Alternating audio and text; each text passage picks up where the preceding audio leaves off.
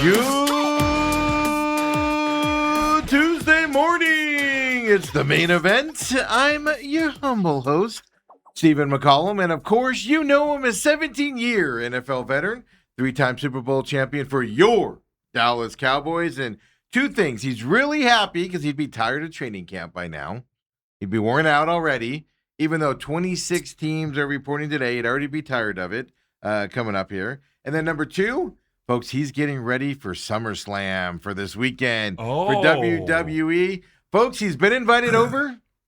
He's ready to come. He said he's not going to be there, but we're going to get ready for him anyway to celebrate the Hellestraes at the McCollum house this weekend for SummerSlam. Really? Dale Hellestrae's in the house, everybody. Where is SummerSlam this year? My house for you. Yeah, but Yeah, Indianapolis. Indianapolis. Yeah. Why aren't you there? Why aren't you taking your son and skedaddling up there Indianapolis for the day? is too far to travel for something like that.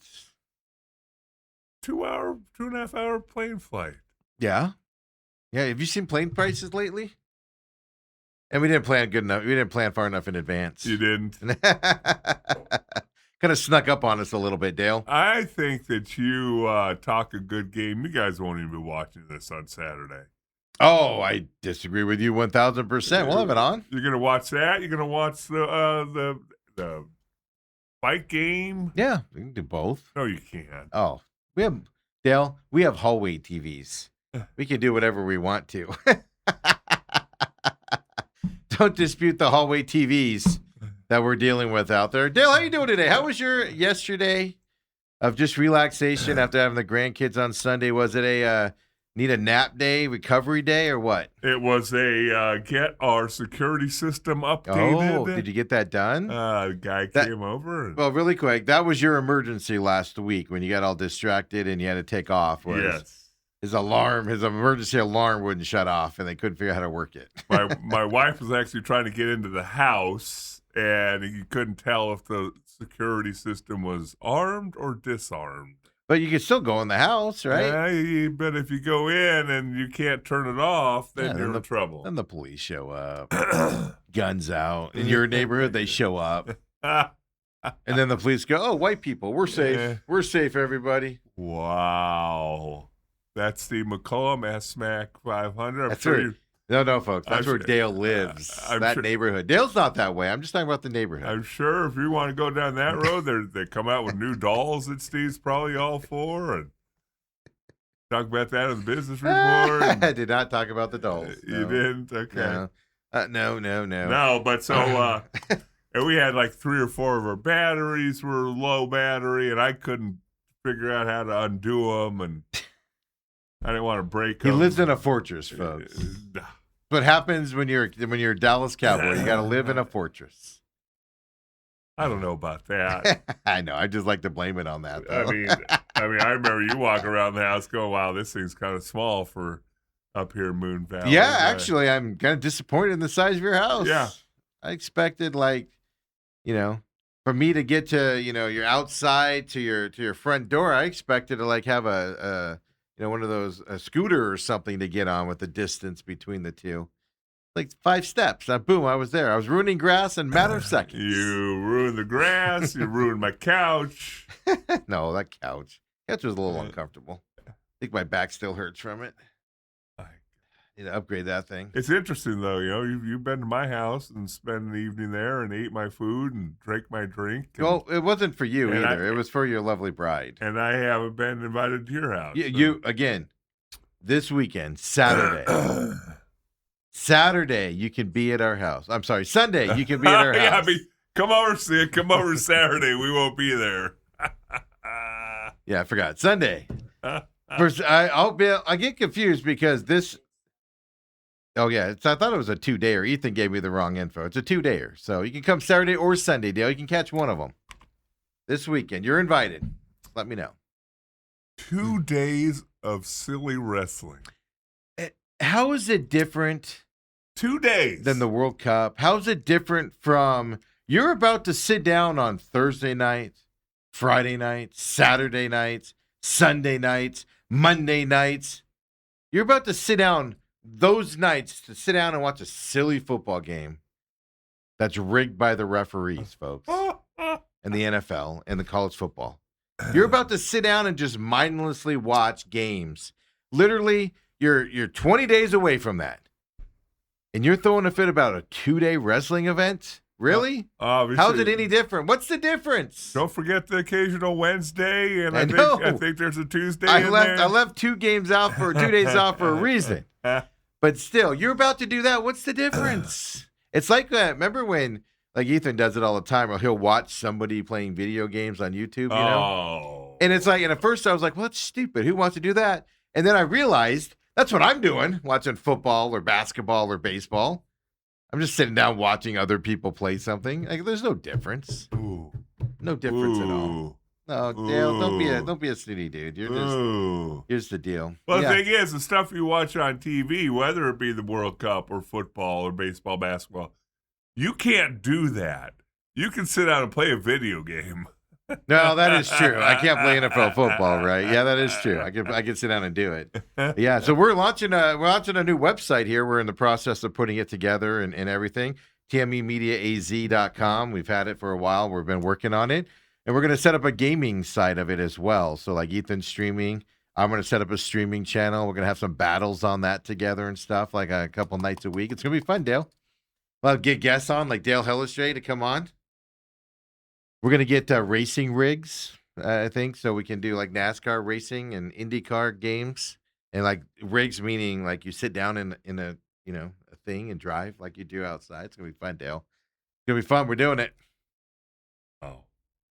We're doing it, and you can come over and drive. You can come over and race with me. Did you think you can beat a NASCAR guy? Oh, I've never said that. No, you haven't. Number one, I can't get in the car. Yeah, you climb me through the window. Yeah. That's not as easy as you think it is, folks. I'm not even thinking about it. So that's how you did yesterday with the alarm, huh? Alarm, so everything's working. So now try and break in. Well, now the alarm's just going to go off. Yeah. My favorite thing about alarms and cameras are, oh, great. So we can watch them break in and run off with the stuff instead of before you didn't know till you got back home. That's actually one of my fun stories to tell people. Like I worked for Sherwin-Williams early in my life and everything. And my first store that I worked at, I ran, it was out in Glendale, 59th Avenue and Northern. And it was when that mall was out there. And then they filmed that movie, 8-Legged Freaks, with David Arquette. And we supplied the paint for that movie. So I got to go there. They were filming it at night and stuff. But anyway, now it's a Lowe's where it's at. But I digress. That was that early on. I got to be around a movie set. It was so fun for me, and paint and stuff like that to supply the black paint. And it was beautiful. I loved it. But I digress. And the movie was kind of stupid, but I enjoyed it because... What was it called? 8-Legged Freaks, where giant spiders attack. Yeah. Filmed there at 59th Avenue and Northern, where the Lowe's is now. But anyway, I digress. Yeah. Every couple weeks, we'd show up to work, and the store would be broken into. Really? Like they'd break a window and get into it. What would they steal? Paintbrushes? They were looking for money. But, at most, there was like $200 in there. One time, somebody put a rope around the safe that was in there. This was like a heavy safe, folks. Like, you cannot move it. And they obviously hooked it up to the back of a truck because a bumper was left behind. So they tried dragging the safe out with really? it. It wouldn't move. But then the company went, you know what we need? We know what we need? We need cameras at this place. So then they installed cameras. Then, Dale, instead of waking up in the morning, driving to work, and then working while they're replacing the glass and stuff, I'm getting calls at 1 a.m. that somebody broke in. And I'm living in Ahwatukee at this time. So it's not like it's a quick drive over there. Right. And everything. And then my assistant at the time lived even farther away. So instead of showing up to work and realizing we got broken into and dealing with it, you had to get up at midnight, 1 a.m, drive down there, deal with it, then drive home, and then drive back again for work. It was stupid. I hated those cameras. Because I was like, can we just go back to where I show up and it's broken so I don't have to deal with it at 2 a.m? Yeah. It's ridiculous. So anyway, that's my camera. So you can just watch people. So you had the good with the bad. You got to go see 8-Legged Freaks. I got to see him film it. Yeah, like when you watch that movie, by the way, it's called Valley West Mall. I couldn't remember the name of it. Robert chimes in on that. He goes, That takes me back. Wow. So they were going to tear it down, so they filmed this movie there. And if you watch the movie, Like a lot of there's like a lot of black around there and stuff inside that mold, that they're in and everything. Yeah, that's all. It's all shiny, bright, shiny paint, but on the camera it looks matte black. It's cool how that stuff works. I'm fascinated by that stuff and how it works and what they do and stuff like that. Yeah, I used to go over with several 100 gallons of shiny black paint that they would just paint out every night between takes. They just paint it out and stuff. And really? Scuffs happen and everything. Yeah. Huh. So, yeah, I didn't get to meet the great David Arquette, though. You did or didn't? I didn't. I can't stand him. No, they filmed at night, so we worked with them during the day, leading up. I got to work with the set designer guys and everything for colors and stuff like that. It's actually kind of fun for a 21-year-old kid. You guys did become the official painter of of that movie. Yeah. Of that movie. Well, I did. It's not like it was like a deal with anybody or anything. Did you get your name on the credits? No, nothing. No? Slackers. I tried. Just kidding. Did you spell McCollum? I do. I do remember, though, the neighborhood was all up in arms, so they'd have explosions and stuff at like 2 in the morning. And they had a permit, but people would like call the police. Yeah. That there were big explosions happening and stuff like that, like 2, 3 in the morning. I'd always hear those stories. That's crazy. This bomb's going off. It's just a movie being filmed. Relax. But that was mine. Yesterday, Dale, just relaxed yesterday. We went and did some charity stuff yesterday. We went back to that Feed My Starving Children and packaged up some packets of food for wherever they ship them to and everything. So that's what we did yesterday. Did you guys win? No. It was a small group there. Autumn, 2 of her boys, Thomas and Joshua, went. Then Ireland and me went. Ethan didn't go.Hy didn't Ethan go? Because he doesn't. He said, "Screw those kids." I think is what Ethan wow. said.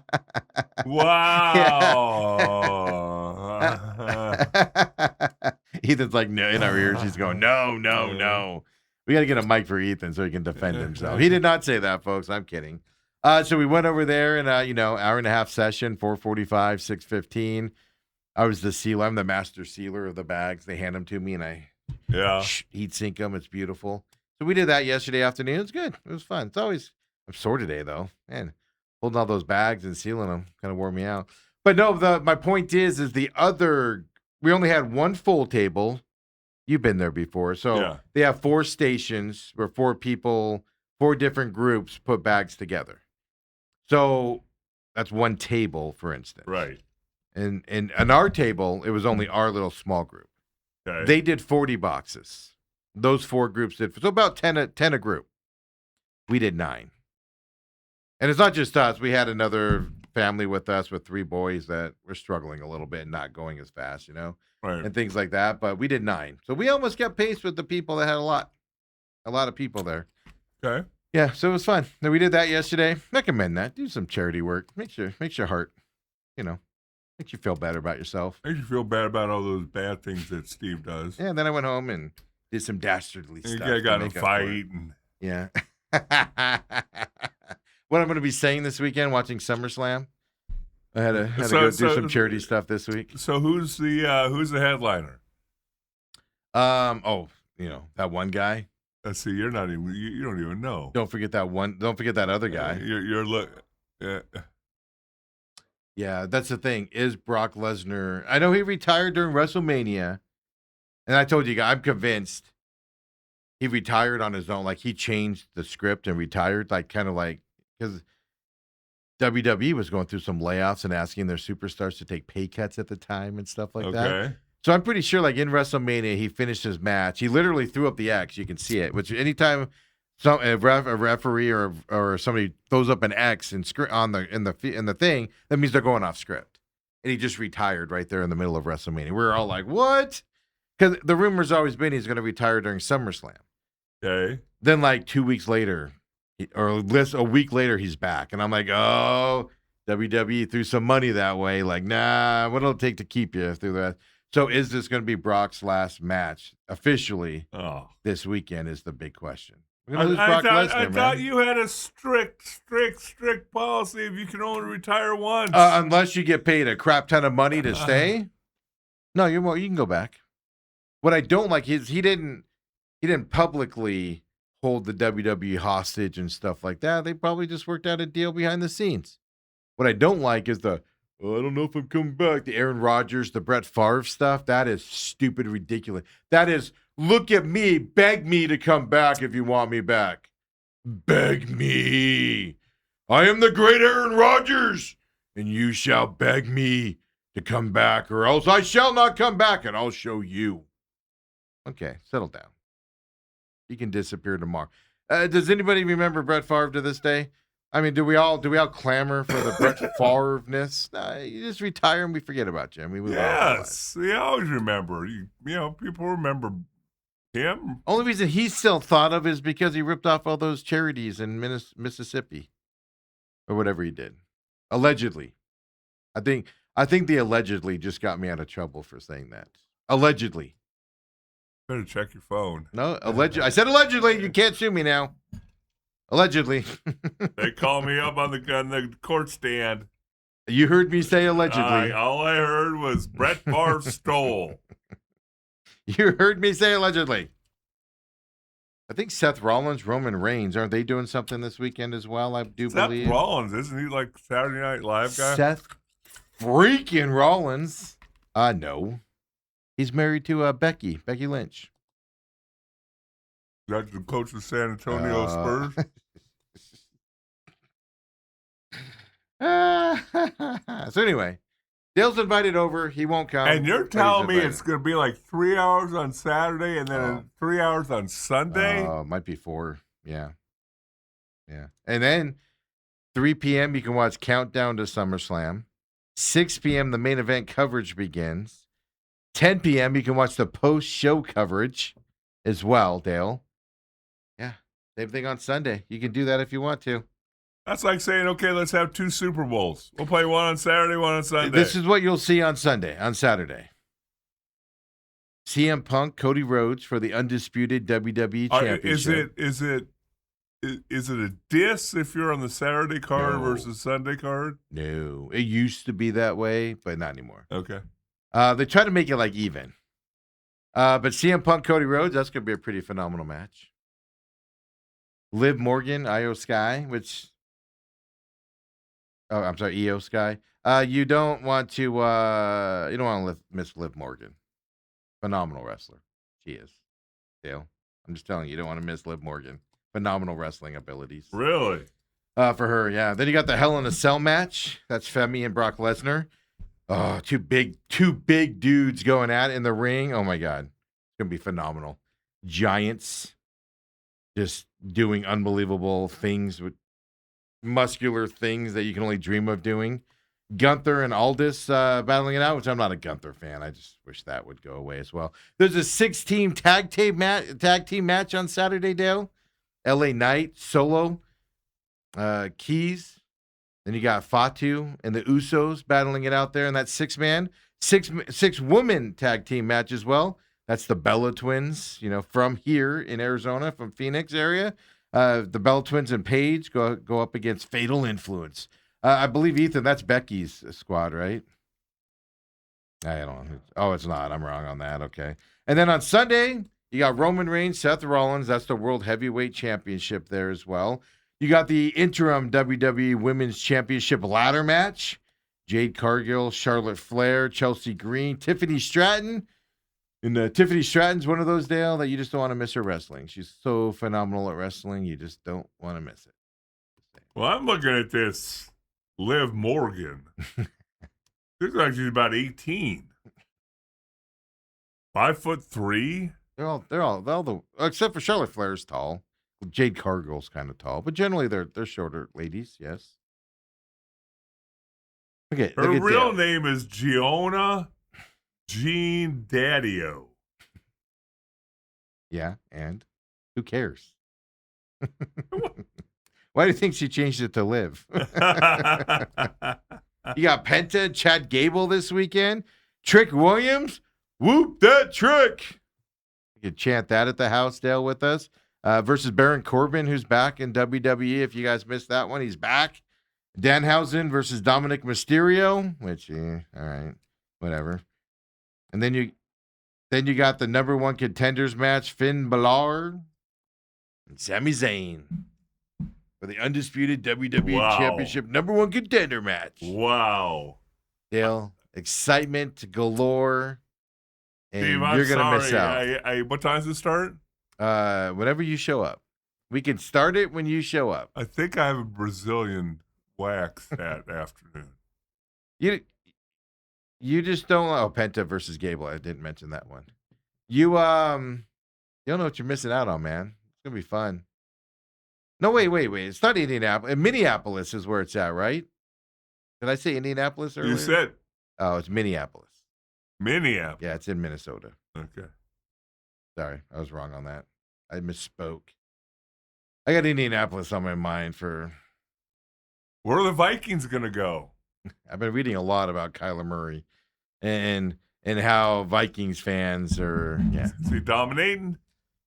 there are Vikings fans that I know on my feed and stuff like that, and they've been on my feed for a long time and stuff, and they keep laughing at the Cardinals quarterback situation, and I'm just like, dude, you guys have Kyler Murray. Settle down. You took the Green Bay Packers reject and Brett Favre at one time. Now you're taking the Cardinals reject and come on, settle down, Vikings. Settle down. That being said, you're going to win 10 or 11 games, and then your heart's just going to get ripped out. Ripped out. In the playoffs? In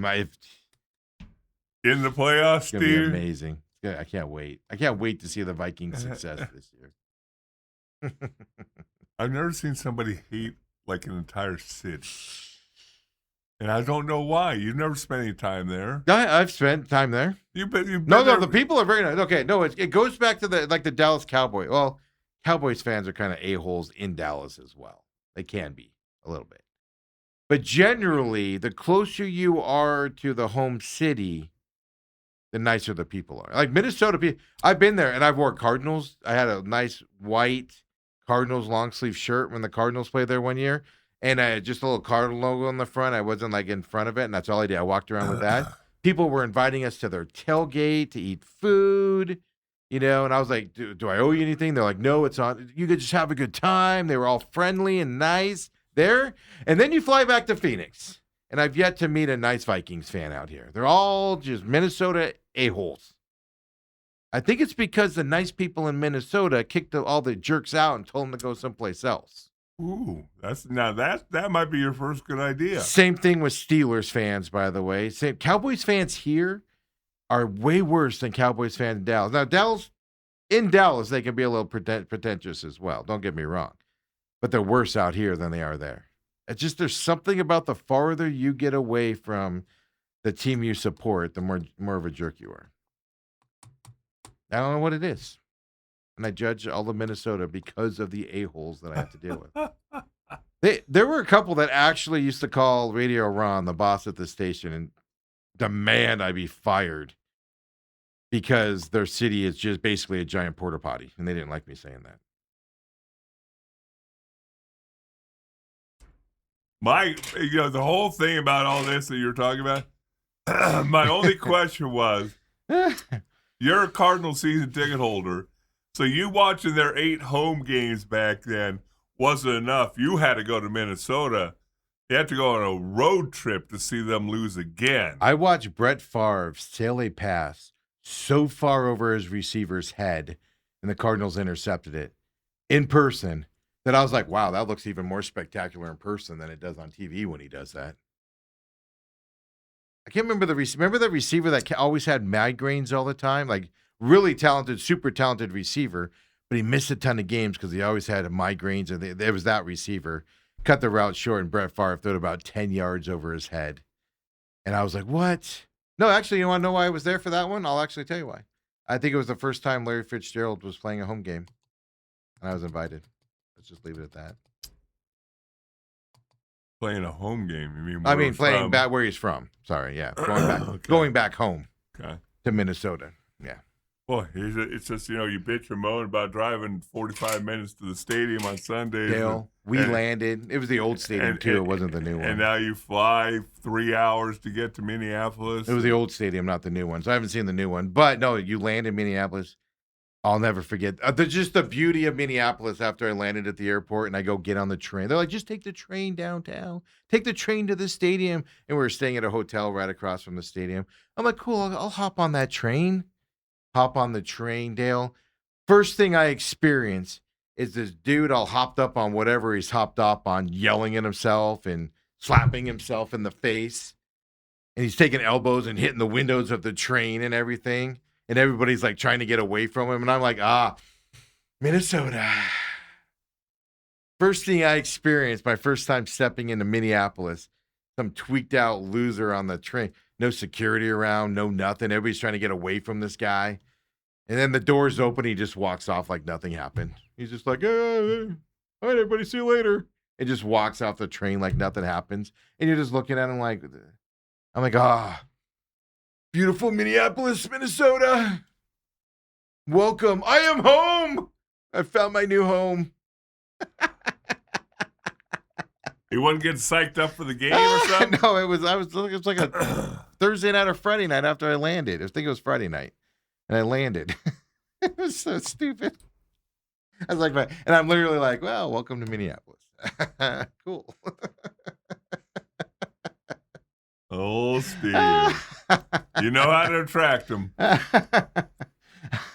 Autumn says, we would have had more without those ridiculous kids scooping the ingredients.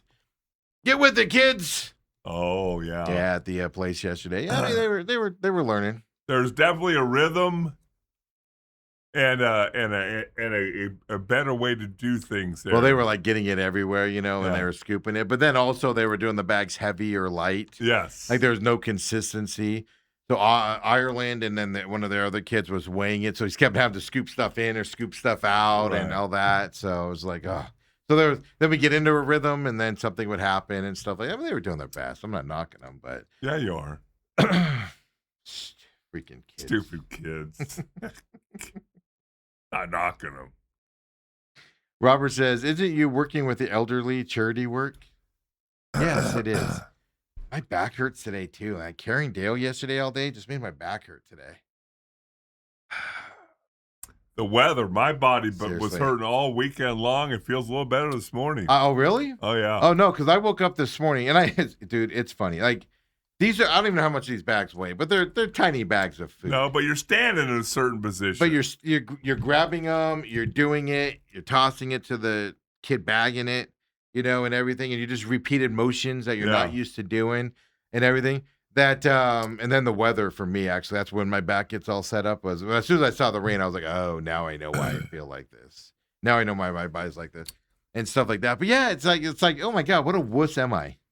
That these little tiny bags, I was just sealing them, and I can't move today.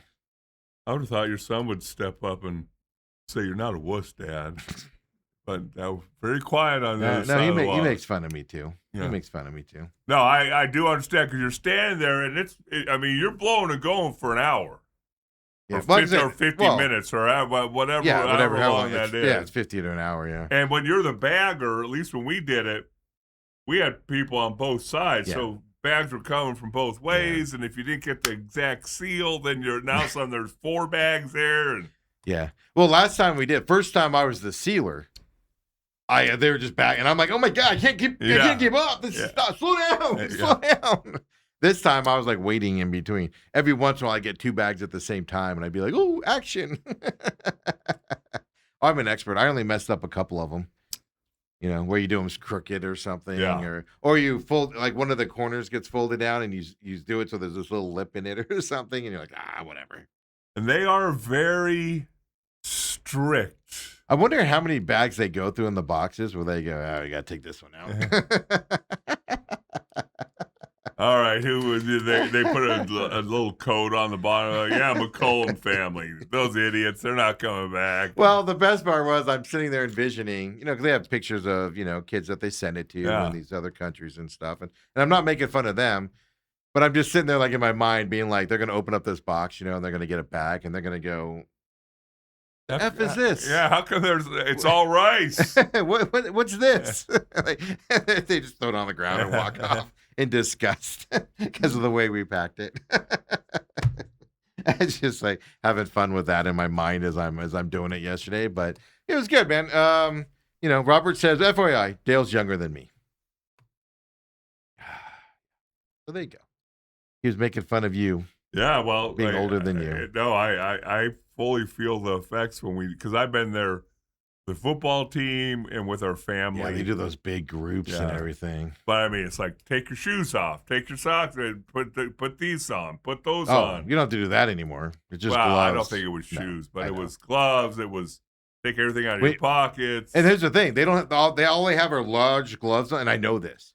And like to get to the bigger size, like they keep them like behind lock and key. So I'm like, I got to be the sealer because then I don't have to ask for the gloves and go through that hassle. Because one time I wasn't the sealer; I was the guy that holds the bag underneath while they dump it in there. And it took me 10 minutes to find somebody that could find me the larger gloves because large gloves like don't even go over my fingers. So that's why I was like, I got to be the sealer because then I don't have to go through all that stuff and everything. Like I was like going through like hyperventilating going in, like let me be the sealer. Let me be the sealer. Well, you're the boss of them. I don't want to cause problems. But it was a good time yesterday, helping charity out. It's always fun to do that stuff. We'll go back a couple more times here as school's starting and everything. Well, I demand the next time that Ethan joins you guys. I don't disagree. Yeah. Blacker. Yeah. Yeah, it usually goes on or make him eat rice till he does it. It's fun. It's a good time, and it's like I said, I could live without the sad stories afterwards and stuff, making you feel like good for what you look. Yeah. I did my job. I don't need all this stuff afterwards. It's fun. It's fun to do, and I'd rather do that. I mean, there's a lot of charities to choose from, right? We always highlight Lou San Xavier down south in Tucson, and Bruce Cooper, of course, with what he does. I just forgot the name of it over here downtown, and I just he does St. Mary's Food Bank. Thank you. All that stuff. Like, there's a lot you could choose from and everything to go with, and it's just just a few hours, 4:45 to 6:15, and you're done. Right. You can't beat that. I mean, you're sitting around until you get in there, and then once you get in there, I mean, it's blow and go. I know, they kind of like lull you to sleep with all the videos you got to watch. Yes. And the video is full of crap, by the way. Like none of it's factual. When you get in there, it doesn't work that way. You need to update that video. I'm going to call him out there. But it's a lot of fun. It's a good cause. We went with our families, so there was Scott and Alex, Kendall, and it turned into a competition. And you guys are competitive. Yeah, they wanted to have the most. And we knew we were to do. I was telling everybody, I was like, we're going to have the best looking boxes because we were just at a disadvantage. We didn't have. We had a quarter of the people the other guys had, but they did 40 total. Like I said, 10 per thing, and we had 9. Yeah, so you were close. We were right there with less people, and Well, I'm betting that Autumn probably picked up her slack and your slack. She was the bag. She was the one that held the bag underneath the funnel. Yeah. While their kids were. And that's probably the most highly sought after position. Is it? Oh, I think it's. It's the most important. Oh, is that it? Because you got to hold the bag underneath there, open it up. I can't open grocery bags, man. I'm always like holding like Ireland to go to the store with me when I'm trying to get like vegetables, those plastic. And I'm like, can you open this for me? I can't slide them and open them. They don't open for me. I've done that at Circle K when I go get monsters or whatever, and you got to go to self-serve. And you do the bag, and you can't open the bags, right? I'm standing there, there's people behind me. I'm like, I can't get the bag. You struggle with it for fun. And finally you're just like, can somebody open this dang thing for me? Yeah, it's ridiculous. So you don't want me doing that, because I'll just sit there for 5 minutes trying to open this. Meanwhile, you got 12 things waiting for you. They're just waiting to scoop. So that's what we did yesterday. It was kind of fun. I woke up to the rain and lightning and thunder this morning and everything. So all part of the fun out there as well, Dale. But we'll get more into SummerSlam as the week goes on. We'll keep putting pressure on Dale to actually accept one of my invites one of these times. I'm about to start remodeling the house. I'm going to have carpet people come over soon to get I need new flooring downstairs. I need new flooring throughout the whole house, upstairs and my stairs and stuff. But downstairs, I have carpet and everything else is tile down there, except for like when you walk in. I need to get all that done. I need to get painted inside. Wow. It's about to all start coming. Well, I'll wait until everything gets done. Remodel. I knew you were going to say that. My point is, you should come over before all that starts. All I want to see is a room where you got all your valuables that are thrown in a corner. It's right down. It's not. Oh, I got news for you, Dale. They're not thrown in a corner. They're everywhere in that room. You can't even walk. You open that door and you can't even walk in that room, Dale. It's so stacked with stuff. And so my daughter, Ireland, wants to make that like her craft room, like her sewing machine and stuff down there. So she can have, because we have the gaming room and then she wants that room. So she went down there and started cleaning it out. So she starts taking stuff out of the room and like stacking it in the hallway there against the wall. So that's where it's been moved to. It's been there for like a month now and everything. So I'm like, oh, we got to go through and see what we can give away. Like her old softball, like her bats and her ball, we can give those to somebody that needs them or something, and it's just like, and it just sits there now. We just walk by it every day when we walk in the house.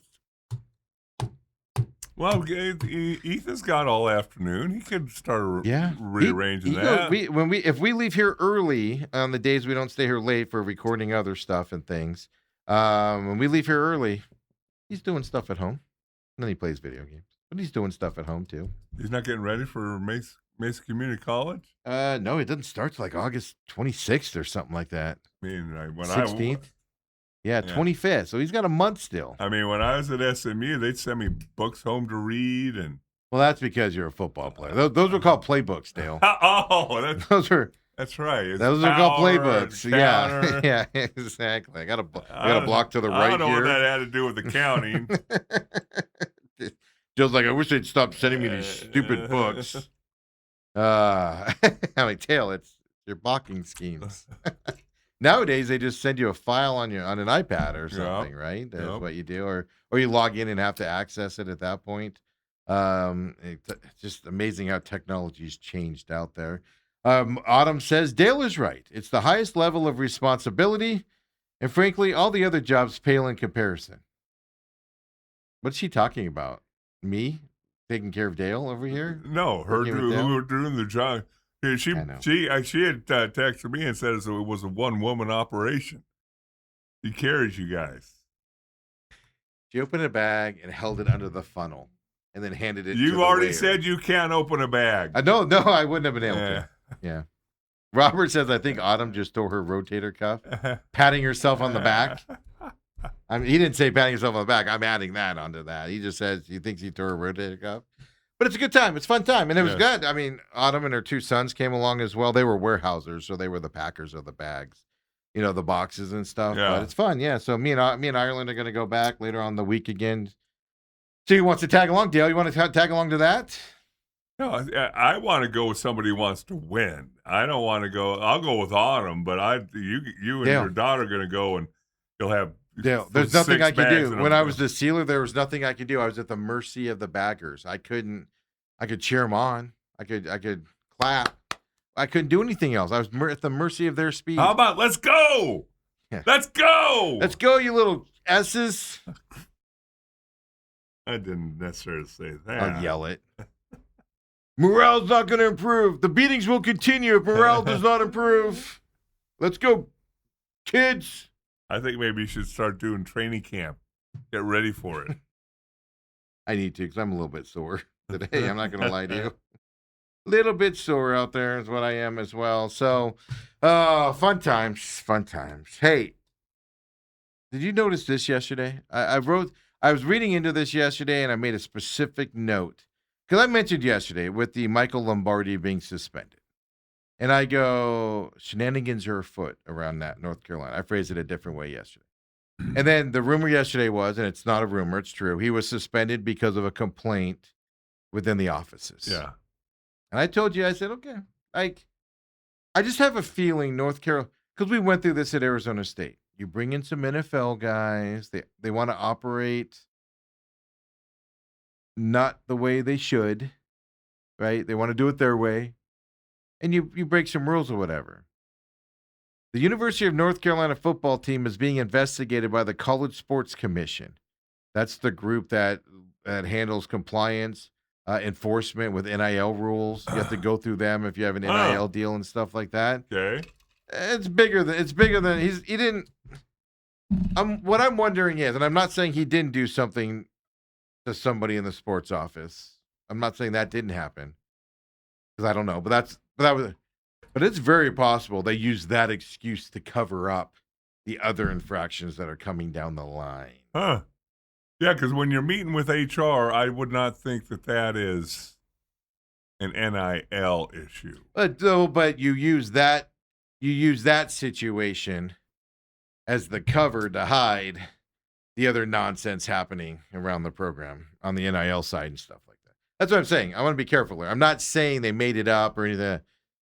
A complaint was filed against him. And from what I heard, it's pretty serious charges as well. But did you notice how that's what they focused on why you were suspended, and then you find out these investigations are going on the other side? Right. Well, it's interesting that's going on in North Carolina, and then I wake up this morning and see where Ohio State's putting a little patch on their jerseys and getting $17 million. This is what's interesting. Big 12 signed a deal with Monster Energy, right? They announced that on their day. But it's for the whole, so everybody's going to have Monster Energy on their fields, on their courts, and on their uniforms. Right. The conference signed the deal. And Ohio State went, F you, Big Ten. We're doing this by ourselves. Yeah. The Chase logo ain't too bad. It's just that little square thing. Yeah. That's not bad. And it looked like, the colors of Ohio State. Yes. They're blending it in. Yeah. So it's not going to be like Monster, that neon green. It's going to look weird on a maroon jersey. But I find that interesting. Well, North Carolina's problem. I mean, North Carolina is going to go through what we went through with Herm Edwards and that group. It just, you hired them to come in to run it like an NFL program and things to that effect, and it's going to be a struggle. We found that out here, right?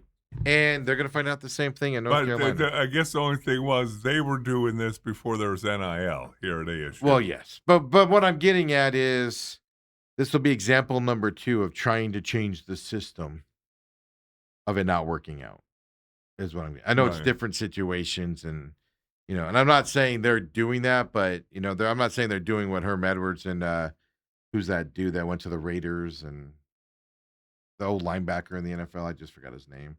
Antonio Pierce, thank you. I'm not saying they're going to go to that level of recruiting and stuff like that, but I mean, here's the other side of it. They're not getting recruits. This is year 2. The expectation was you sign Bill Belichick, every kid in the nation is going to want to go there. I think they got a couple high-end tight ends this year, but other than that, nobody wants to go there. Yeah, I would not say that. What's that, Chapel Hill, North Carolina? Chapel Hill. Go there for basketball. I guess now baseball. I was going to say, I'm not even sure basketball is the number 1 school anymore, right, with the way that they play. But I don't know. I just found it interesting that I kind of was like making fun of that yesterday, and then last night I'm reading stuff behind it as well. So here's the breakdown on that Ohio State thing you brought up, because this is fascinating to me. This is where you got to wonder, Big 12 doing the deal with Monster Energy or individual schools making their own deals. Remember, the Big 12 schools will get about $1 million per year, each school, from that Monster deal.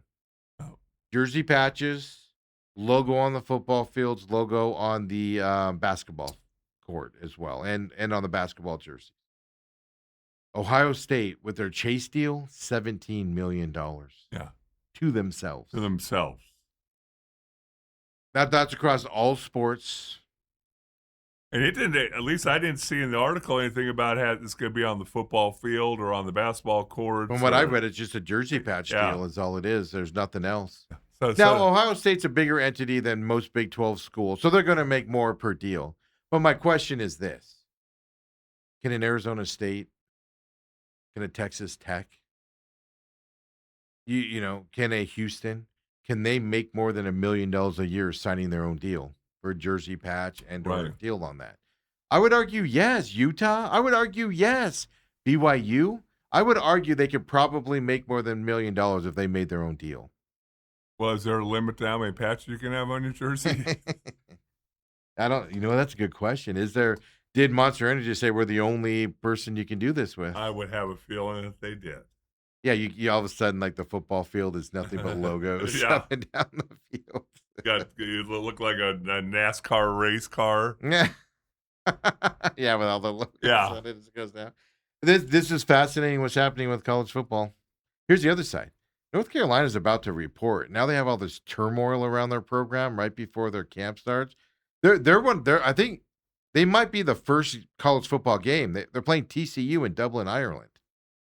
And if it's not the first game, it's one of the first games. But it's definitely the most high-profile game to start the season. And you got all this turmoil. I bet you they can't wait to get on a plane and get to Ireland. Get to that media over there with everything here as well. So college football stuff there. I mean, we're getting ready. Everybody's getting ready to report. Arizona Wildcat fans, high expectations on your team this year. It'd be fun to watch kind of what happens down there, good or bad. It'll be fun to watch. I think they're going to have a good year. I just don't know. I know you and Coop have that bet going. I'm already starting to develop an appetite. Getting used to steak 44. As long as Coop gets that same table. Someday Dale's going to go like, people are going to go, hey, have you been to Steak 44? And Dale's going to go twice. Yeah, 2 times. With Bruce Cooper and Steve McCollum. Didn't touch my wallet.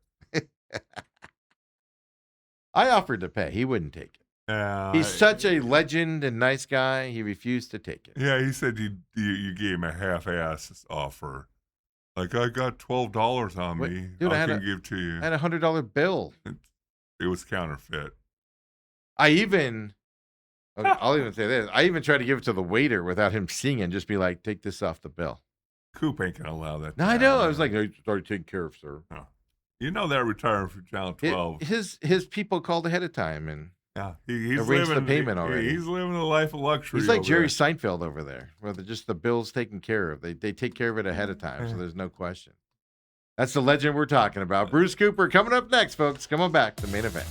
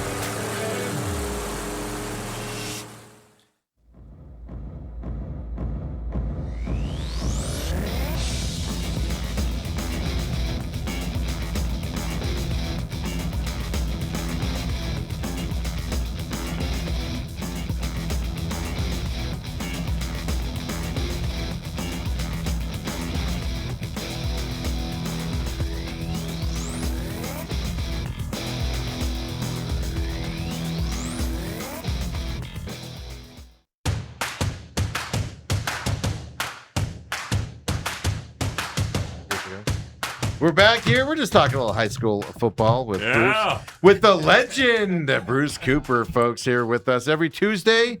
Appreciate you coming in as always. Good to see you. Always looking good. No Diamondbacks gear on today, folks. Well, you know, Diamondbacks have chapped me here. Yeah. Again? Yeah. You know, here they were. They had won 10 of 12.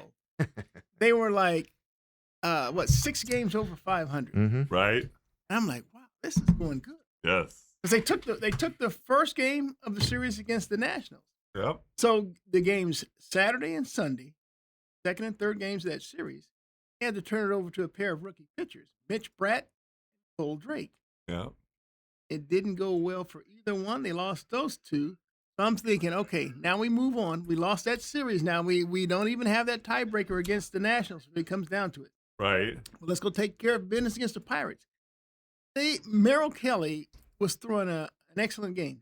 I mean, I don't know what his insistence of trying to pick off the runner at first base.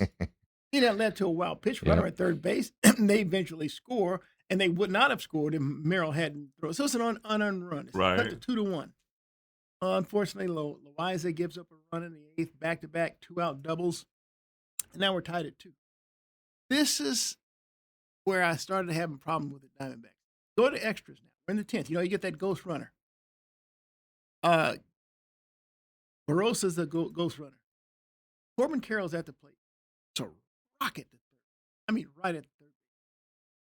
One out, and we still have the runner at second base. Didn't advance. Right. Next batter up. Grounder. 2 outs. But then he threw it away.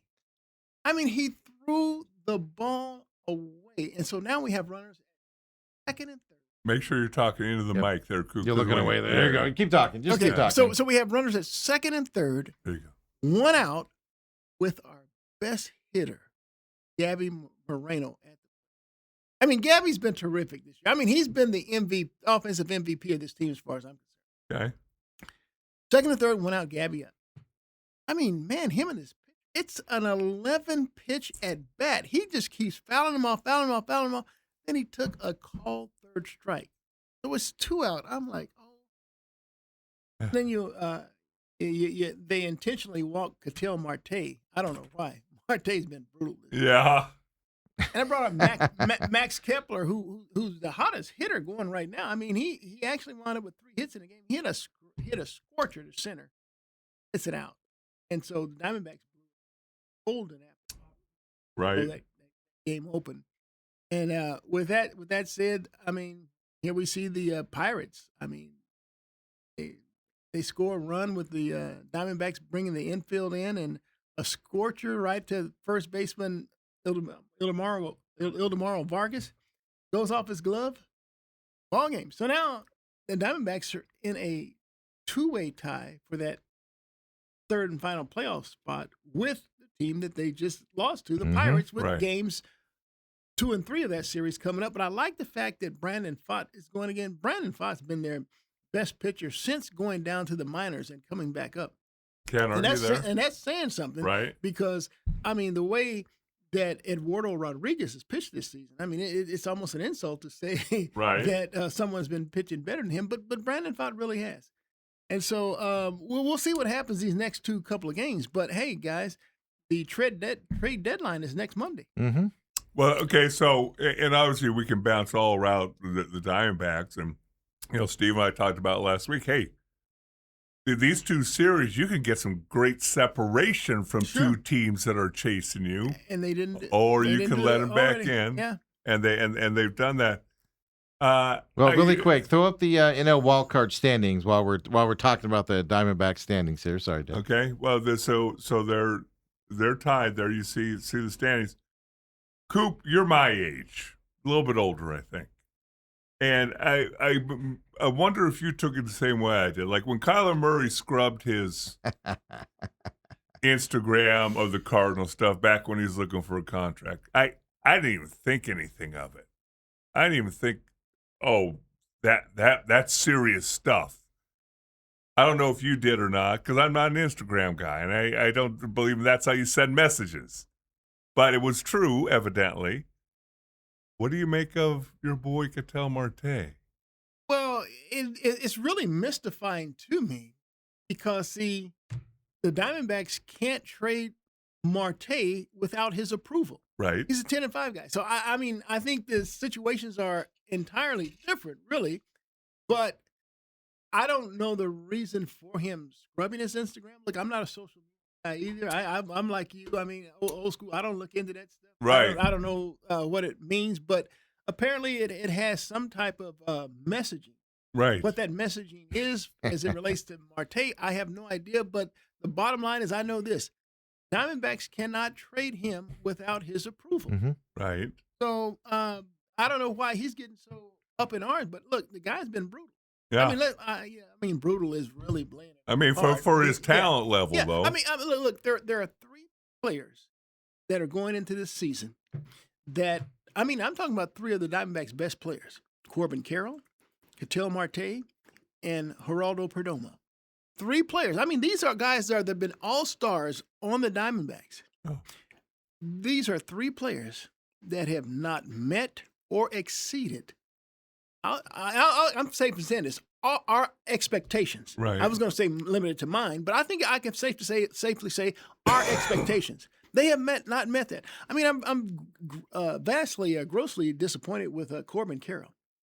I mean, he just continues to nosedive. And what really chaps me about his play is his penchant for chasing pitches. The high yeah, the fastball high ones. specifically, Yeah. And then Marte, I mean, there's a 3-ball and 1 strike pitch count against him. And the pitcher throws the next 2 pitches in the dirt, and he swings and misses, strike 3. Dude, take the damn walk. Right. I mean, he really frustrates me. I think Perdomo, of the 3, Perdomo is really trying. I think he's trying too hard because, I mean, when he bats left-handed, he wants to wear the gloves. Then when he bats right-handed, he takes the gloves off. I mean, he's searching for any and everything. Yeah. But at least I see something. But he will, like Gabby, he'll work a count. And so, I'm okay with that, but he's just not playing up to that all-star status that he did a year ago. Right. I mean, the guy finished, 3rd or 4th in the MVP Yeah, I was going battle? to say, I think 4th in the MVP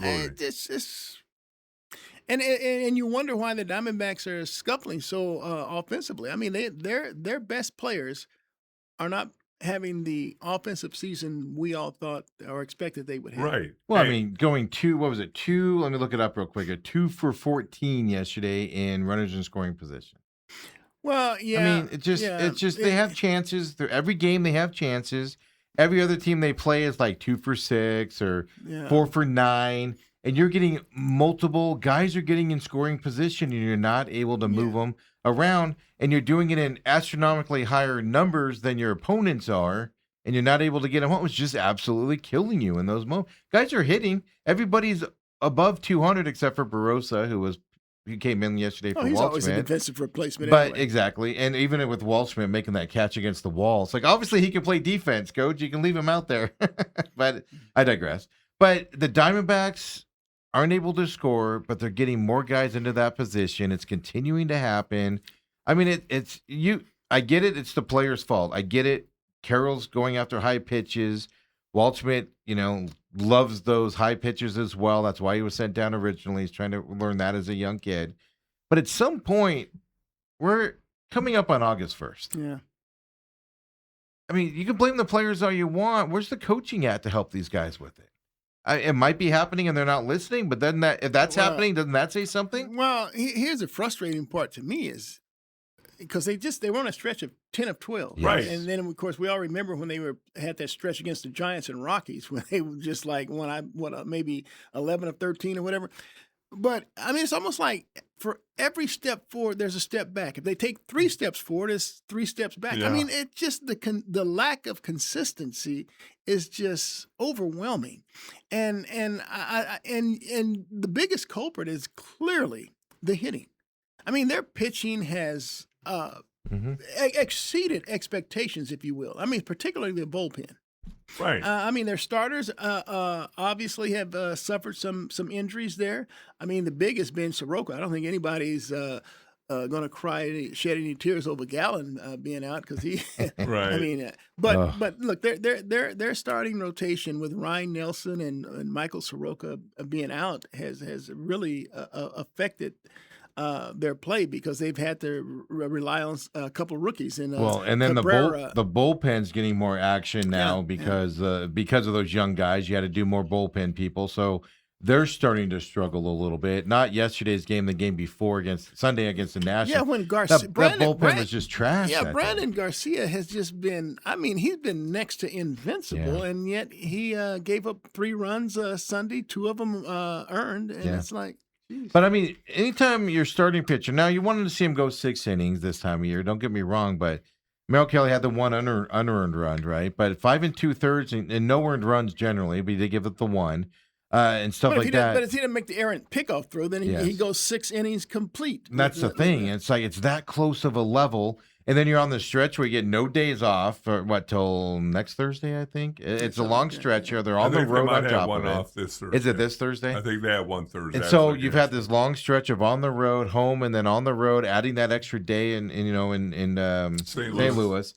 And your bullpen, it's just you could tell the exhaustion's hitting them right now as well. And I just think it stems from throwing. And what happened to Cabrera? Why all of a sudden is he not getting a chance? Well, what I heard is when they sent him down, they couldn't make a move with him for another either It's a time frame or either something? 15 days Yeah. or 15 games. Yeah. I'm not. It was 15 in there, but I don't know if it was 15 days. But don't or you 15 plan for games. that ahead of time? Well, I think you would think you would. I mean, don't get me wrong. Yeah. These two young kids pitched well. I'm not saying they don't deserve their spot.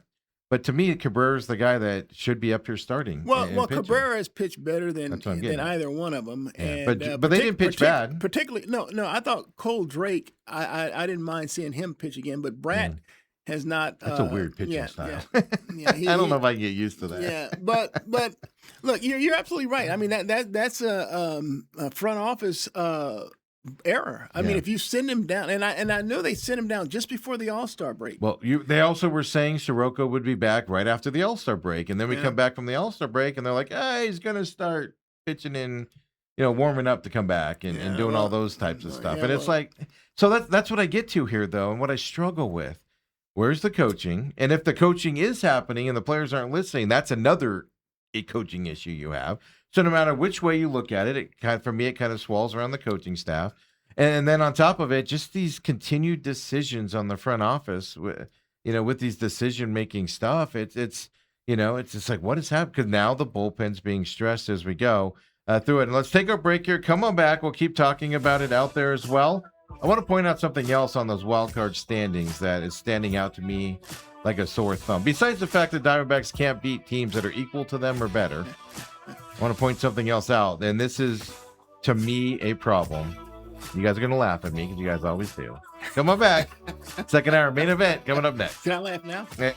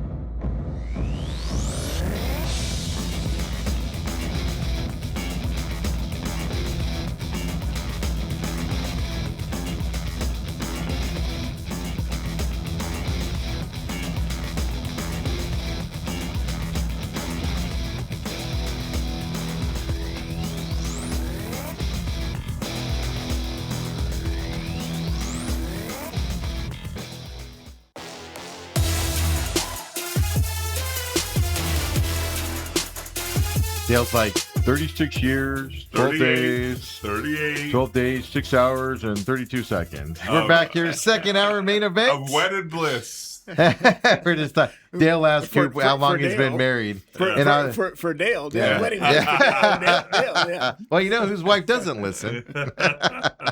Of course, we're here. Bruce Cooper here on Tuesdays as well. Local legend, Bruce Cooper. Gonna work on a voice thing for you to make this good and stuff like that.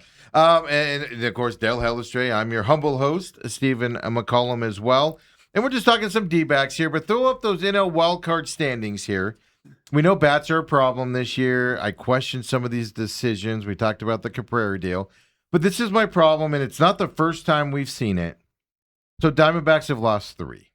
The teams they're competing with, if you want to, include Phillies, they're 3-7 in their last 10 games. Right? Nationals lost 1. Now they're 6-4 because they beat the Diamondbacks 2 out of 3, right? Cardinals lost 2 here as well. Your competition for these playoff spots are struggling right now. They're scuffling right now. And now you're going into a scuffle on top of it right before the trade deadline as well. So much so, I heard Hazen over the weekend, I think it was, or maybe it was Friday, saying, well, we don't necessarily need a buy because we're going to get Gallen back and Soroka back and J Mart's about to come back. So they're already setting it up as we're going to stand pat going into this trade deadline as well. But how it frustrates me to all heck, guys, on why this team cannot pull away from the teams that are equal to them on the standings. It frustrates me. I just don't think that Hazen can stand pat. I think the market's going to be really quick. I think he's falling back on that because I think the market, you're not going to have as many guys available as you thought you would have. And I think the market's going to be really expensive for people. I just think that's going to be the reason. So they're going to fall back on, we're adding guys that are injured. Well, here's what I do know. The Diamondbacks cannot rely on Max Kepler.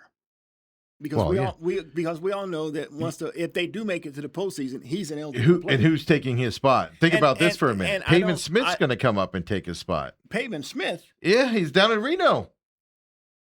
No. I think they look and see where Lourdes Gurriel Jr. is with his rehab, and look to see where Jordan Lawler is with his rehab. But my whole point is that we all know. I'm not breaking any news here. There's two positions on the Diamondbacks that have grossly underperformed. First base, designated hitter. Oh yeah. And so you go get one bat, and that one bat can plug one of those holes. Right. But you cannot go into this postseason and just think that, or just stretch drive, because I'm already putting him in the postseason. You're a braver man than I am. You can't go into this stretch drive, with what you have, because clearly there is a disconnect with this team when it comes to consistency. Yeah. There's a disconnect when it comes to timely hitting. I mean, it's not necessarily hitting. That's the point. It's timely hitting when a guy's in scoring position. You can't get him across. It exacerbated itself last night. Mm-hmm. I mean, and look, their best hitter, Gabby, in two different instances, I believe it was the 6th or 7th inning, there were runners at the corners with one out. He struck out. Then we already talked about what happened in the 10th inning with runners at second and third. The thing I noticed about that, though, was they pitch, because he's their hottest hitter. Yeah. He's the guy, the biggest threat now in this position. He's batting over 300. And they were pitching him like he was the threat he was, because he has no protection around him. Because you can, as long as you get rid of him, you don't have to worry about anybody else. Why would they move Ketel Marte to clean up? That's issue number 2.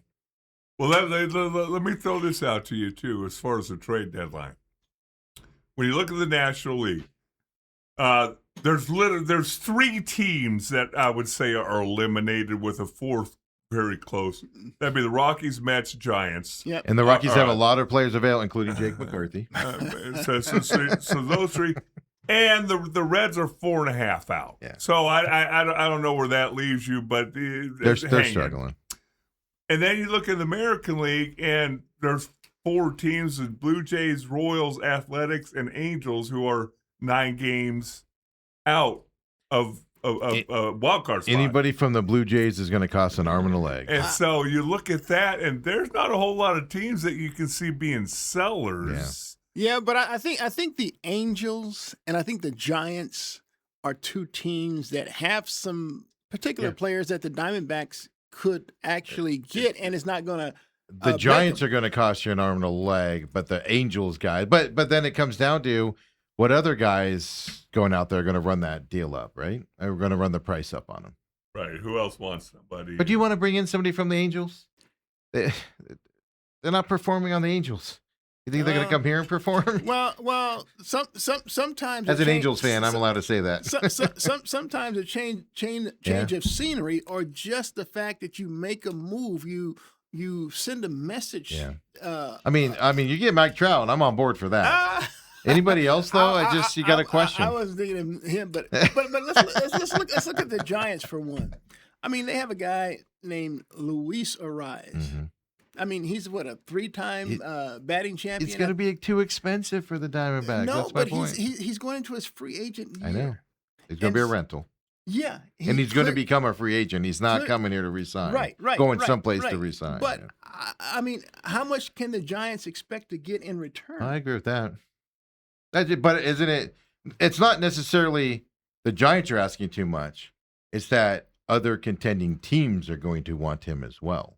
That can okay, be well, more then aggressive. okay, That's more of your threat than it is the Giants okay, asking too much. okay.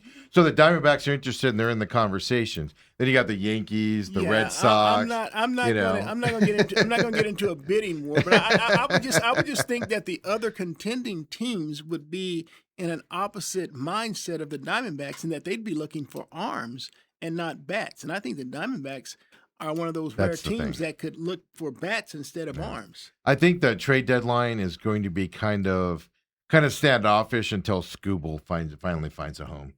I think Scooble's going to kind of hold this thing up till late because everybody wants him. Everybody would take him. And so people are going to kind of hold back and say, well, if we get Scooble, obviously it changes what we do other places and stuff. So I think he's going to kind of hold. And the other guy is Miller, the closer for the Padres. Oh, the Padres aren't getting rid of Wade Miller. He's going to go. Are you high? He's going to go. Well, you know what? Now I do agree with you on this. Why would the Padres get Okay, rid of the I'll tell best you why. closer in baseball? I'll tell you why. They're going to unload some talent. And the reason why is they announced a new ownership group. And it turns out the new ownership group has no money.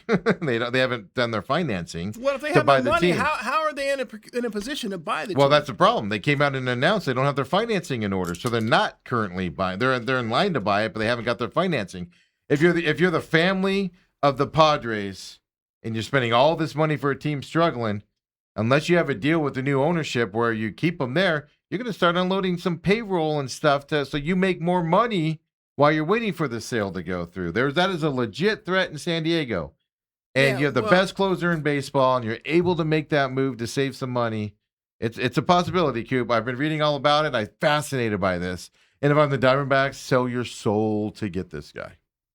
Sell your soul. No, you got your guy here. I don't care what it costs. It's going to cost you too much. For a .09 ERA and That's a guy what I'm that doesn't lose it. Dude, he. I know they're not going to, but I can dream, Coop. But I'm just saying. I'm amazed that there's even rhetoric or narrative out there relative to the Padres unloading Miller. I mean, he's the biggest guy besides Scooble that's on the rumor It just list. makes zero sense. Look. I just gave you the sense. The ownership's tired of paying all this money for losers, and they want to make money before they sell it. Here's the deal. Regardless if I'm trying to unload my team or not, I do realize that I need to put a product out on the field that is representative of my fan base. You still got everybody else. It's your closer. Look, everybody else coming back. Look, I'm not trying to unload. Machado's starting to heat up. Machado's one of those guys I can get rid of because he's been in the league for 900 years. All right, but I'm not trading Fernando Tatis. I'm not trading Cronenworth, and I sure as heck ain't trading Miller. I mean, I don't disagree with you. I'm just saying. Certain people. I gave you the reason why Padres ownership might unload because they don't have a buyer, and the buyer's not buying it anytime soon. Well, I'll tell you what. The Padres they have some idiots for owners. Well, I'll say that. Well, that's second generation wealth. What do I ever say about that, Dale? They're a little bit idiocy when it comes to that side as well. Out there. I mean, I know the Astros are looking for a bat and outfielders. They can get competitive, but I think they're pretty much out. I know they're still in it technically, but they've struggled all year. So that's the thing. The big bats, there's going to be very few guys out there, and then people are going to be looking for them. And I think that's the Diamondbacks' disadvantage going into this, to be honest with you. So I'm just looking here at, ESPN. I just pulled this up. Scooble obviously is a big name. I think that's going to hold it up because teams aren't going to make trades until they find out if they're going to get him or not. Is that? But the Dodgers, everybody has till Monday. Well, I know, but if you're going for Scooble and you're not the Dodgers, that's probably going to be your only pickup you're going to be able to do. But if you don't get him, you might be able to make 2 or 3 moves, type of a situation. Unless you're the Dodgers there. I've seen him a lot tied to the Brewers, to be honest with you. Scooble to the Brewers. Well, the Brewers have been famous for unloading. That's my thing. And I'm like, is this the year the Brewers change things up as we go on? But I mean, the Braves need help out there. The Cubs need help, to stay competitive in that division with those 2 division rivals as well. The Yankees and Rays. But in each of those cases, Cubs and Brewers, and Braves, we're talking arms. We're talking arms. Oh, aren't well, we? absolutely. They need pitching help. Okay, Yeah. so You're right there. So I'm still trying to find a way to get you to jump on my Okay. side that we can get Luis a rise. Well, no. I'm not saying you don't get him, but think about the Mets are going to be unloading some bats. Sure. But again, but what you're going to run into, like I said, it's not that the Mets are going to be asking for an arm and a leg. It's that any Mets player bat that you're looking at, the Yankees are also going to be looking at, and the Yankees are going to outbid you and pay more for it if they really want. And that's just one team. Then you got the Dodgers that can outbid you and stuff to that effect. So I just what I'm wondering is because the Diamondbacks have started doing things and saying things like, "Oh, don't forget, we're getting J-Mart back. We're getting Soroka back." They keep saying Gallen's coming back, which God help us, right? They If that keep talking happens. about Burns at the start of September. Exactly. So they're floating that for a reason, Coop, and that's because they're like, if we don't get anybody, the fan base is going to freak out.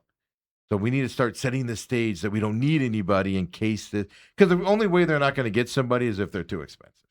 Other than that, they should be competitive, and they should be able to get whoever they want. Well, this ESPN article, it is interesting. They have two options for Mason Miller going to either they have Miller going. They said it'd be a blockbuster. One team is the Milwaukee Brewers, and Brewers need a closer. Well, see, the Brewers are stupid. Well, they need a closer. That's a tough division, though. No, the Brewers, they had one of the great all-time closers in Hatter. Yeah. And what they did, they freaking traded him to the Padres. Right.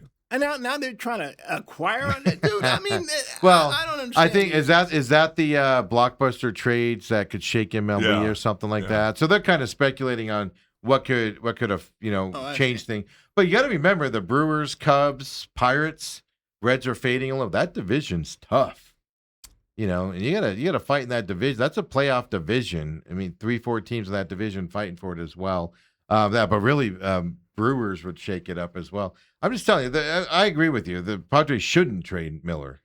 No. But there's a situation where they could trade Miller. Because the new owners don't care if they trade him. They save some payroll, make more money while they're waiting for this deal to close. And they don't care. They're not going to be there after having this deal closes. Yeah, the reason they're saying is Milwaukee's farm system is they term it's so full it's bordering on gluttonous. Yeah, that is true. They can unload a lot of young talent in Brewers land. I was reading that as well. Was it Mizrachi? Their starting pitcher that throws over 100 miles an hour. I mean, in the seventh inning. I mean, shoot, if you got people like that on your farm, I guess so. Yeah, that's the thing about the Brewers. They get their farm systems. The other thing I saw Hazen say, I think it was Hazen or Derek Hall, I don't remember which.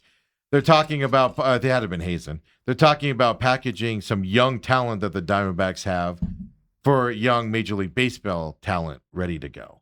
And that kind of baffles me a little bit because don't the Diamondbacks have a bunch of young talent in the Major League Baseball that should at least be getting a chance right now?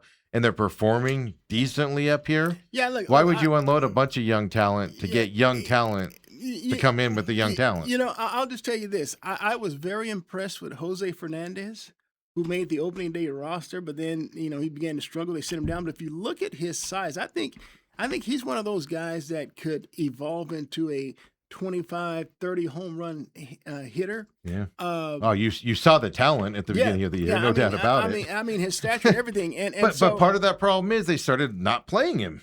Yeah, because then you start to be bad. Again, it's because they are. I mean, Torrey's one of these lovers of veteran players. Yeah. So as badly as Arenado was playing, I almost hated to see Arenado come up with runners in scoring position. Now, I will grant you, over the last month or so, he started to pick it up a little bit. He's walking but up. I would have rather given all those at bats to Fernandez. Yeah, and they always do that with these young kids, and it's so frustrating to watch where guys are doing well and stuff like that. And it's just, I don't know. So that's where we are, the Diamondbacks. So if next week at this time when you come in here, Diamondbacks buying or selling? Buyers, are they bought somebody? Are they standing pat?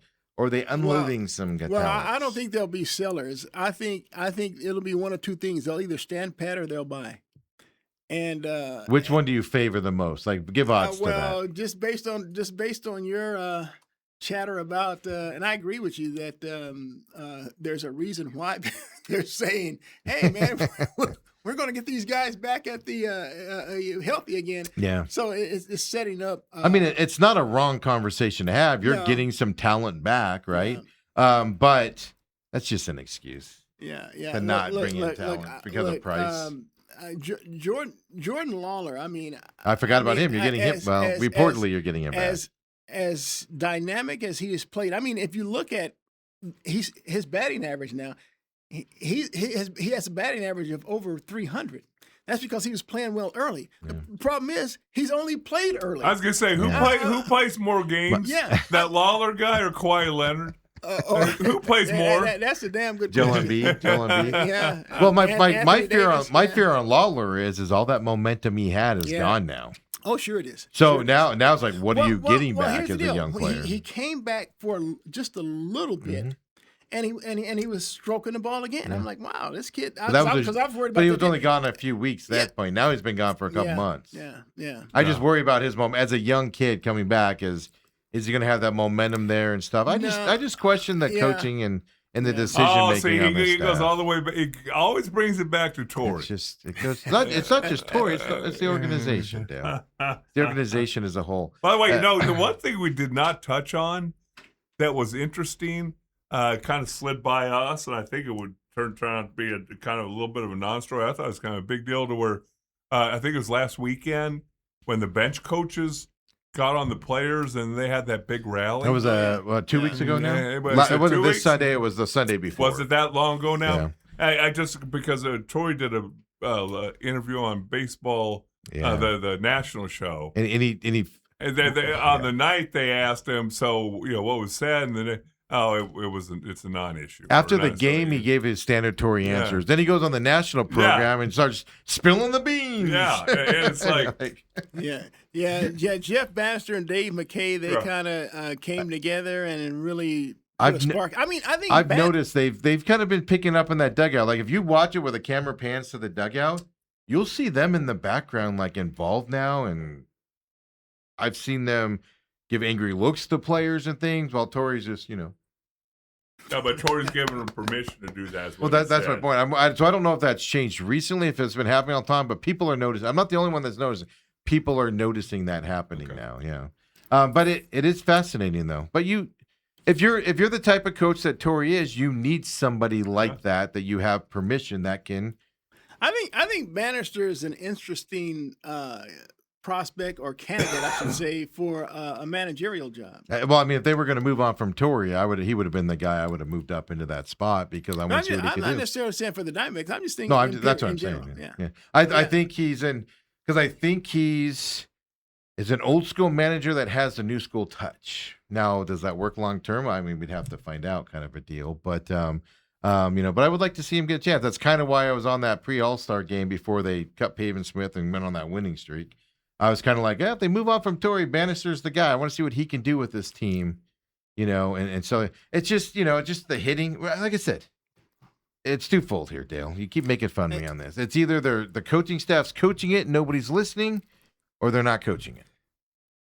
And both of them are bad situations in terms of hitting. And you know what? I do want to just turn the page just a little bit because I'm just curious. I know Steve always has these opinions. I wonder what his take was because I didn't catch it when the Cardinals finally signed number 7. I know what you're going with. Well, because there's a couple things we need to get to. I mean, we'll take our break and come and hit up the Cardinals stuff. We'll do the Cardinal thing. I mean, I don't even know why they're going to play the NBA season. I mean, the 76ers are going to win the title. Hey, to me, they're look. I don't know who I like out of the Spurs and the Thunder in the West. Probably lean towards the Spurs again. Because I know that the Spurs have. The Thunder have lost Lou Dort and traded him. Another guy. Yeah, and I will say that without question, and I don't understand Vegas. Vegas has the Knicks with the best odds. I'm like, are you kidding me? All the power polls I saw have the Knicks ranked number 1, 2. It makes no sense. The Knicks got on a perfect run. Right, they're not going to replicate that. And so now you look talent for talent. By far and away, the Sixers blow them out of the water. Yeah, as we go to break here, just keep this in mind. Joel Embiid's missed more games than he's played in his NBA career. LeBron James has been hurt a lot lately as he's gotten older No, LeBron on will that be stuff. there. You've got Brown, of course, coming over from the Celtics. He'll be all right, and he'll play well. So Maxey on that team as they're starting. VJ so Edgecombe, you don't forget that have rookie some as a bad boy. You have some health question marks you got to wonder about on the VJ 76 team. Edgecombe, do not disrespect that rookie. We'll talk about that. Cardinals as well when we come back with the legend, Bruce Cooper. Come on back, folks.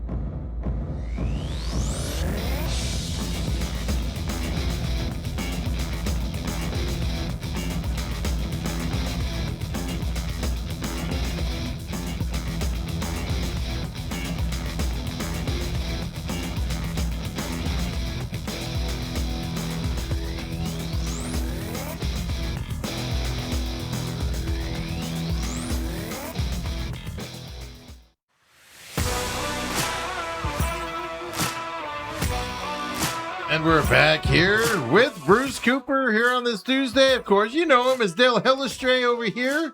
I point to him as well. If you can't tell me and Bruce apart, I'm your humble host over here. I'm the one with the hat. That's the only difference between us. You're the legend. Steve's just humble. Yeah, it's literally legend. Really great guy and known for stuff. And then this guy. I'm just going to call myself this guy. Coop, the other thing I told Steve last week, guys, we were talking about the Cardinals getting ready to go to camp and all that. I used to hate with a passion, the smell of fresh cut grass. I used to hate it because that meant training camp was coming, and you walk out, his that face first was being rubbed in it, full pads on. I mean, we'd already had 6 practices, 2-a-day practice in full pads by now. Yeah, during your era. During your era, much different than the cupcake era now. Yes. He was telling a story where they literally showed up to camp, you do all your conditioning, and then you're in full pads hitting. You have a meeting. So say you're reporting on Wednesday. You go to Dallas for 2 or 3 days beforehand, get that out of the way.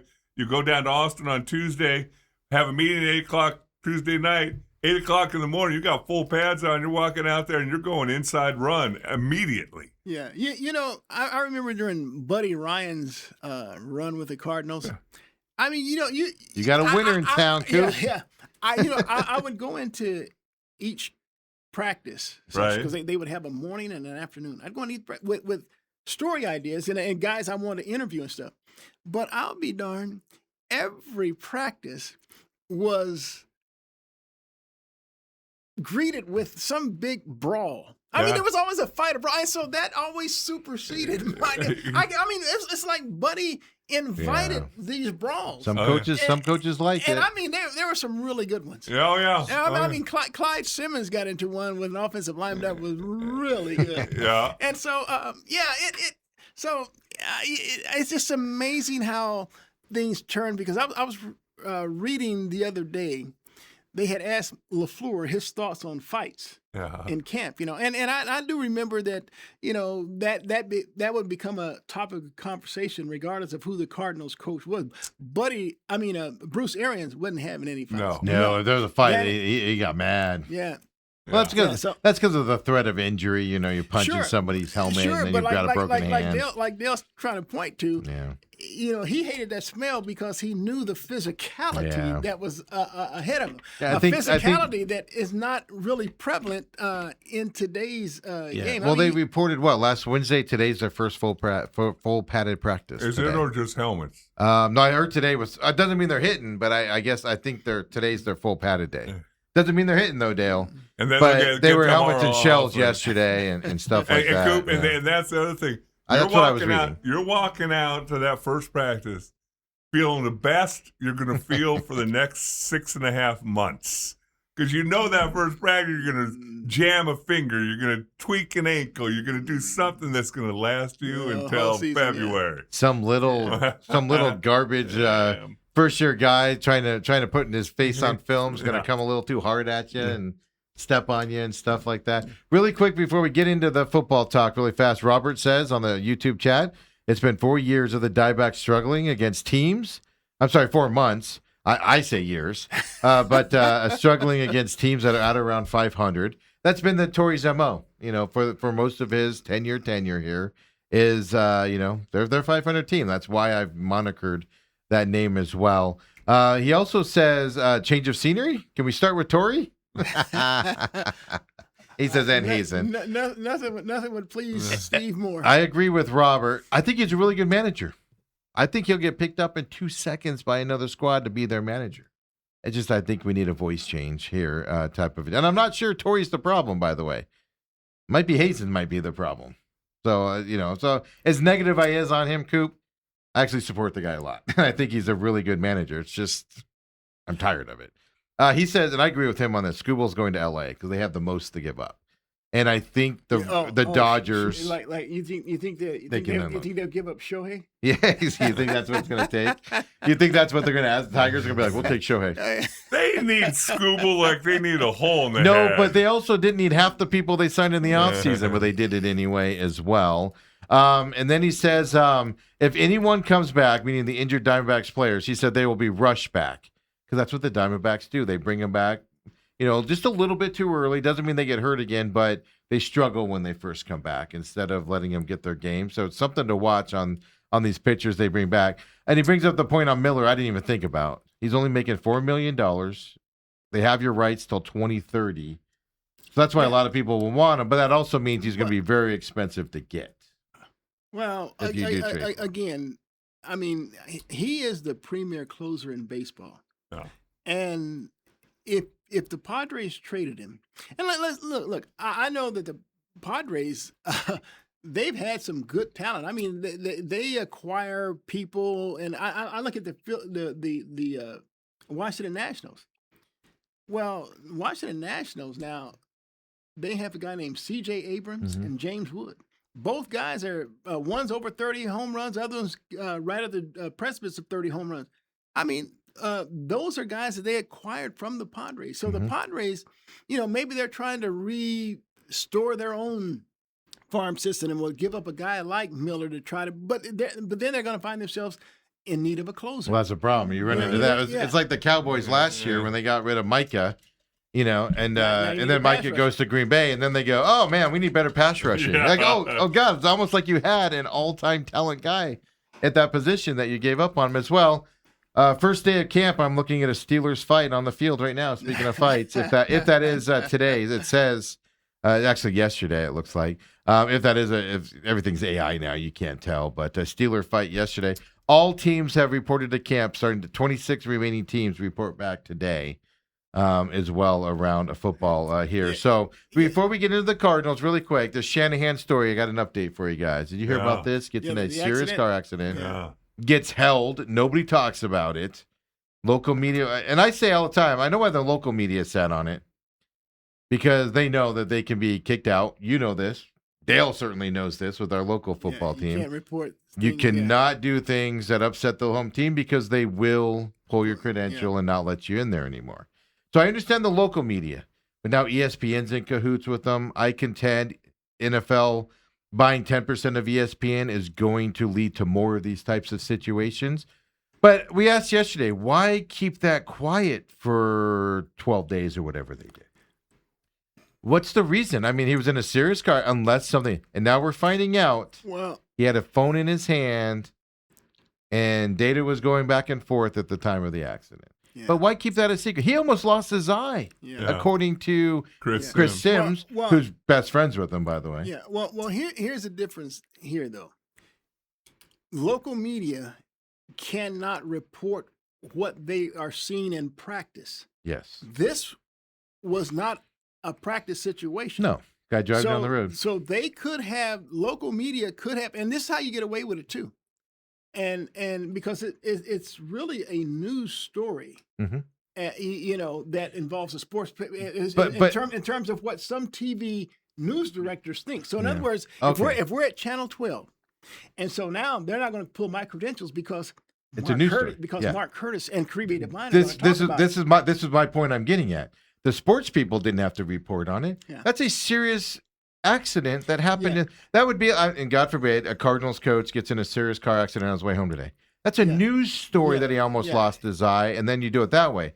They were just quiet about it completely. Yeah, that makes And no then sense. But I don't know if you know the timeline. ESPN, they announced it at noon a couple days ago.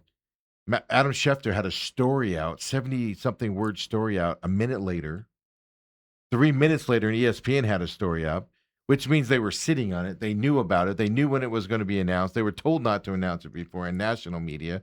That's what's concerning to me is just we're going to see more and more of this type I don't of know. stuff. I see a team is not really going to be able to control the narrative. I mean, they're not Donald Trump. How do you explain that then? FCC. Well, How do you explain well, that? PFF. Well, no. Here's Mike the deal. Florio. It was reportedly Chris Sims kept it from Mike Florio, so he couldn't report on it until it was announced.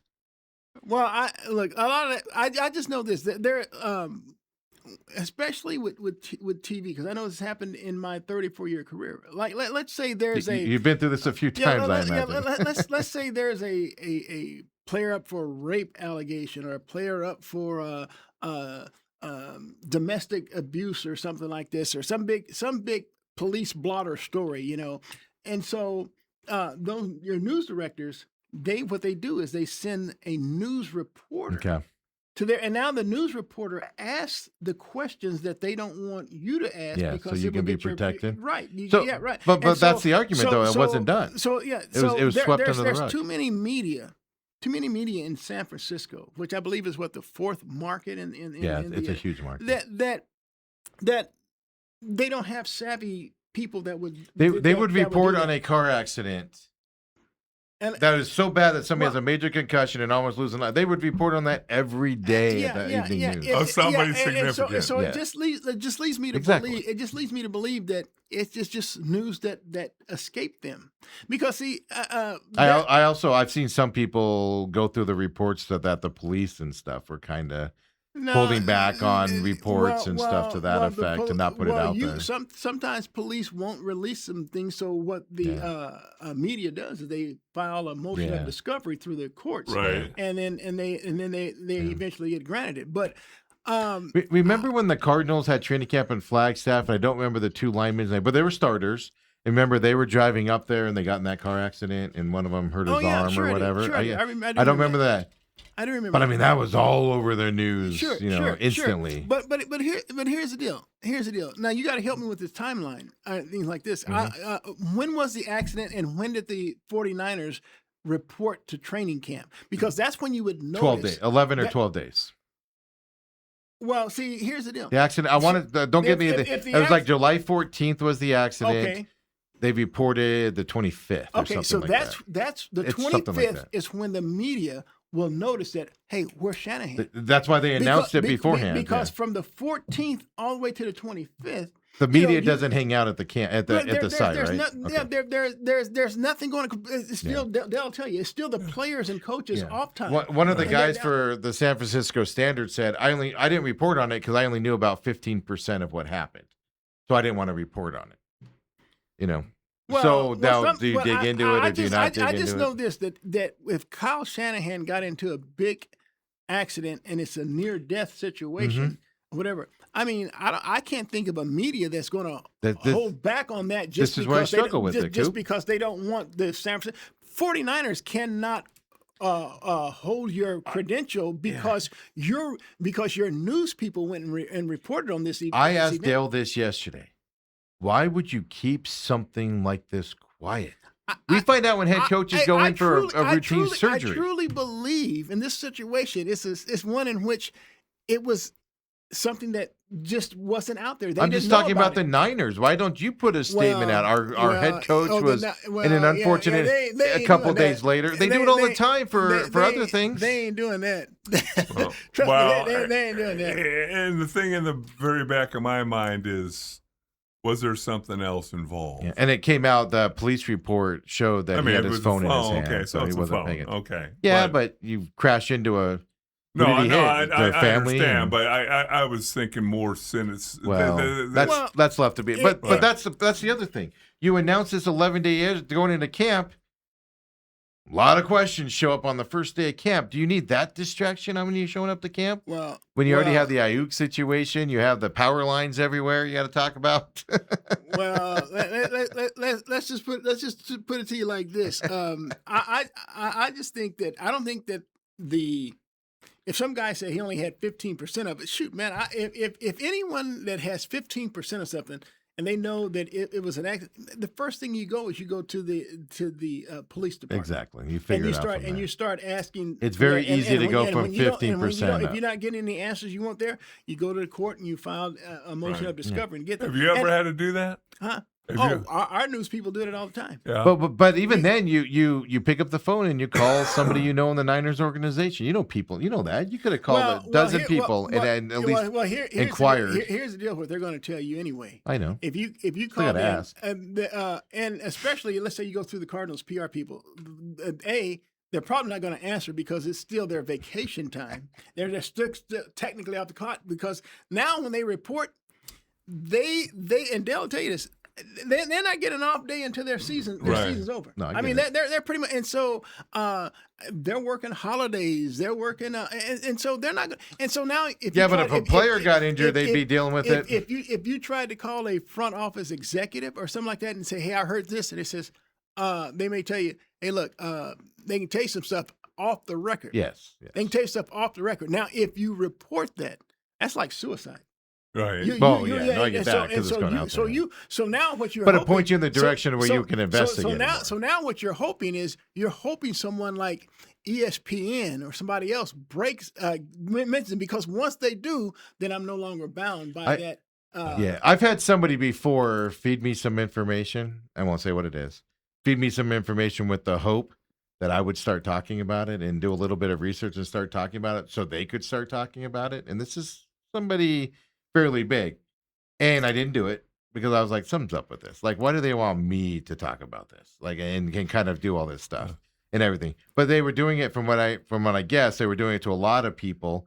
So the rumors could get out there and then they could go, here's what I've learned, based around it. And I was like, that's kind of shady, but I get it, type of a deal. Coop, the only thing I'd say about this, it's a head coach in the NFL. There's only 32 of them. And you would think that it would have made some type of impact. There's not a TV news director that would have sat on that story. Right. Even if it wasn't Kyle Shanahan, that's leading the news of a giant accident with serious injuries or somebody almost lost an eye. That is serious news on every newscast. Yeah. And it wasn't nothing. And because they didn't know. Yeah. That's why they just didn't know. Yeah. Okay, I'll go with that. You're in the news. That's why I wanted to ask you. It's true. It's true. I would promise you, there's not a single. I mean, they're and then when they found out, now that they're leading every newscast with that information, that's their top story. Every news director you've ever known would be salivating if they heard there was even a rumor of something like this, right?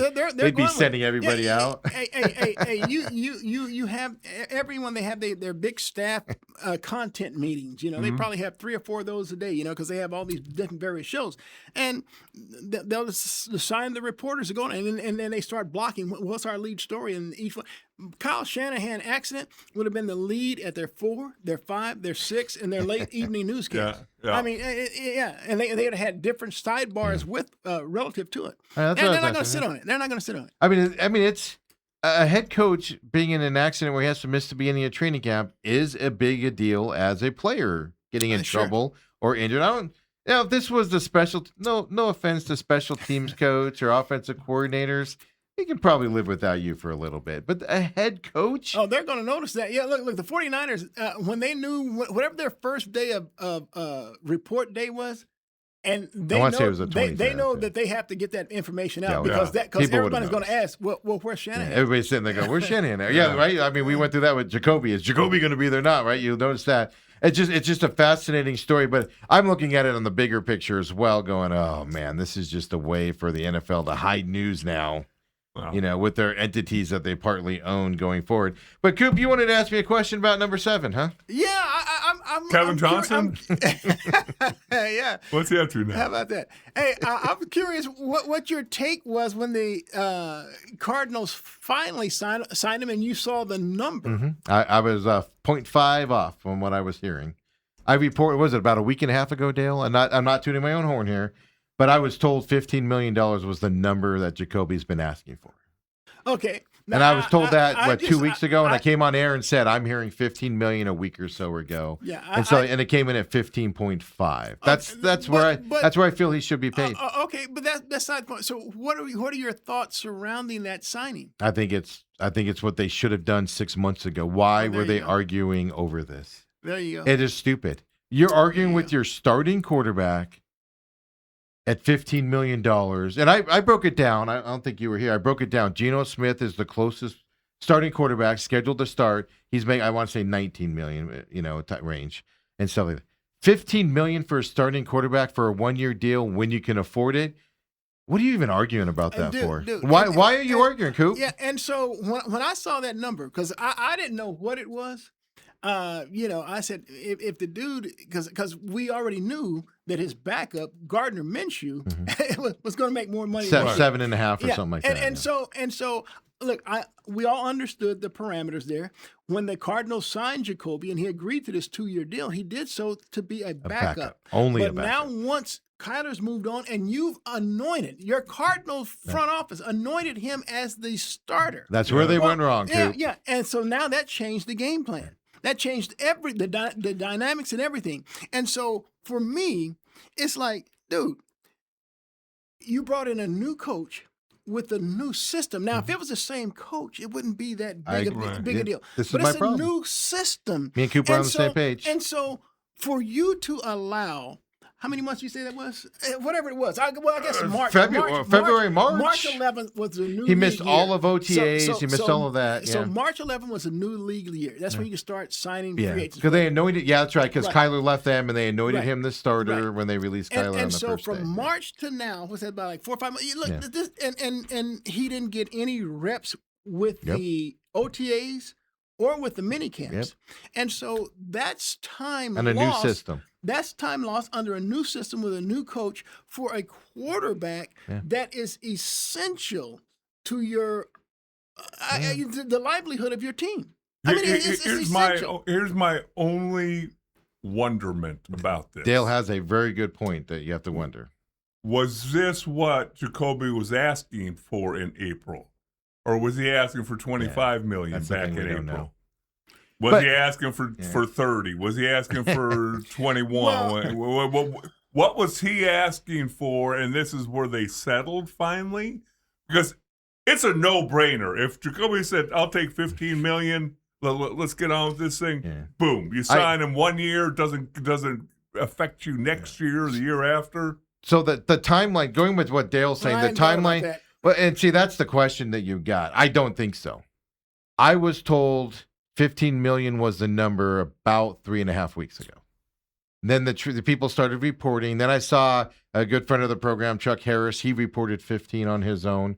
I saw Gambadoro report 15 million once they came into camp last week. So that number was kind of solidified and stuff to that. That still doesn't go to Dale's deal of what was he asking for. I agree with that. But here's the problem that I got.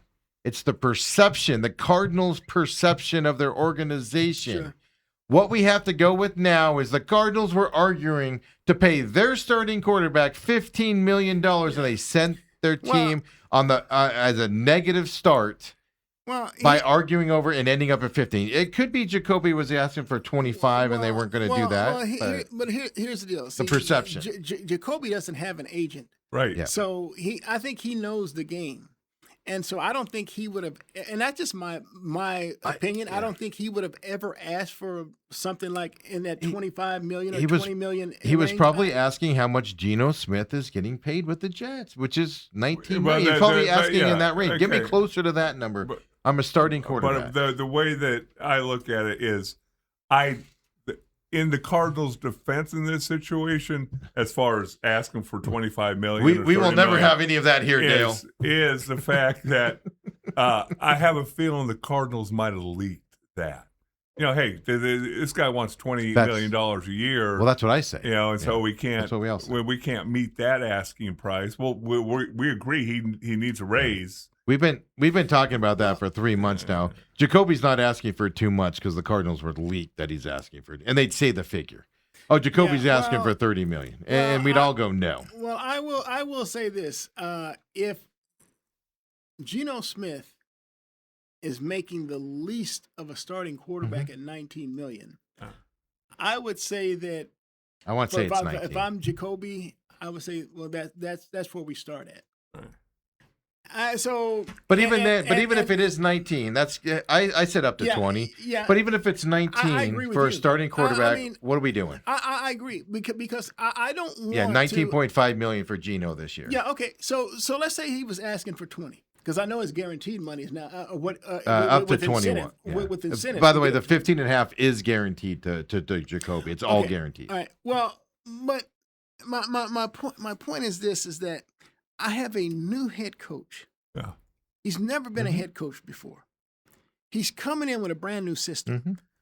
Why don't I give him every opportunity to succeed? Yeah, that's my argument. And so if it means that I got to pay this dude, and I'm going to look around, and I'm going to be smart about it too. Okay, I agree with you. Here's the minimum that here's the lowest salary of a starting quarterback of the other 31 the starting schedule, quarterbacks, and will at least meet that. Yeah. And so that should have been done. I mean, because it was the Cardinals, not Jacoby, that came out and said he's our starter. Right. Everybody that is on, because a lot of people are upset, the Cardinals caved and gave Jacoby this money because they only won one game last year. We've talked about that here. The offense moved when he was in there and things to that. But people are like it's not worth doing that to. My argument is it could have been Jacoby, it could have been Gardner Minshew. If you name Gardner Minshew the starting quarterback, the starting going rate for your starting quarterback in 2026 is not $7 million. It's not $10 million. It starts at $19 million with Geno Smith. And the reason why Gardner Minshew would play at $7.5 million as a starter because he came and signed it. Yeah, because he signed as a backup. Yeah. And now if you become that starter because of injury or because of holdout or because of performance, well, that's your salary. That's what you pay. You came in as that. Exactly. So now that's what I mean. He signed this year. So okay. So he's different. So but Jacoby, they said he's the starter. Right. And so if I'm the Cardinals and I'm trying to play fair, and I didn't realize that Geno Smith was 19.5. That's where I start. Right. That's where I start. Yeah, it's the perception, right? And like you said, Dale could be correct. Jacoby might have been asking for 30. I doubt it because the Cardinals would have leaked that to Schefter or Rappaport months ago, and we would have seen the number. He's asking for 30 million. The fact he wasn't tells me he's always been in that 15, 19 million range. It's the perception of this team. It's just if you want to have any chance to have some wins this year and have a decent team, why are you starting on your back foot by having this argument, this distraction over $15 million for a starting quarterback, Coop? Well, that's a rounding error for these guys. Well, let me put it like this: the fans who are upset that the Cardinals acquiesced and gave a guy this type of money that only had one win. Look, I know this much: Jacoby Brissett has had 10 years and 6 different teams to prove what type of quarterback he is. Right. He's shown us over the previous 10 years what type of quarterback he is. His percentage, as a starter, and his winning percentage is like that 1-11. I mean, it is slightly. I think I saw something like he's like 20 something and 55 or whatever it was. He's played some bad teams.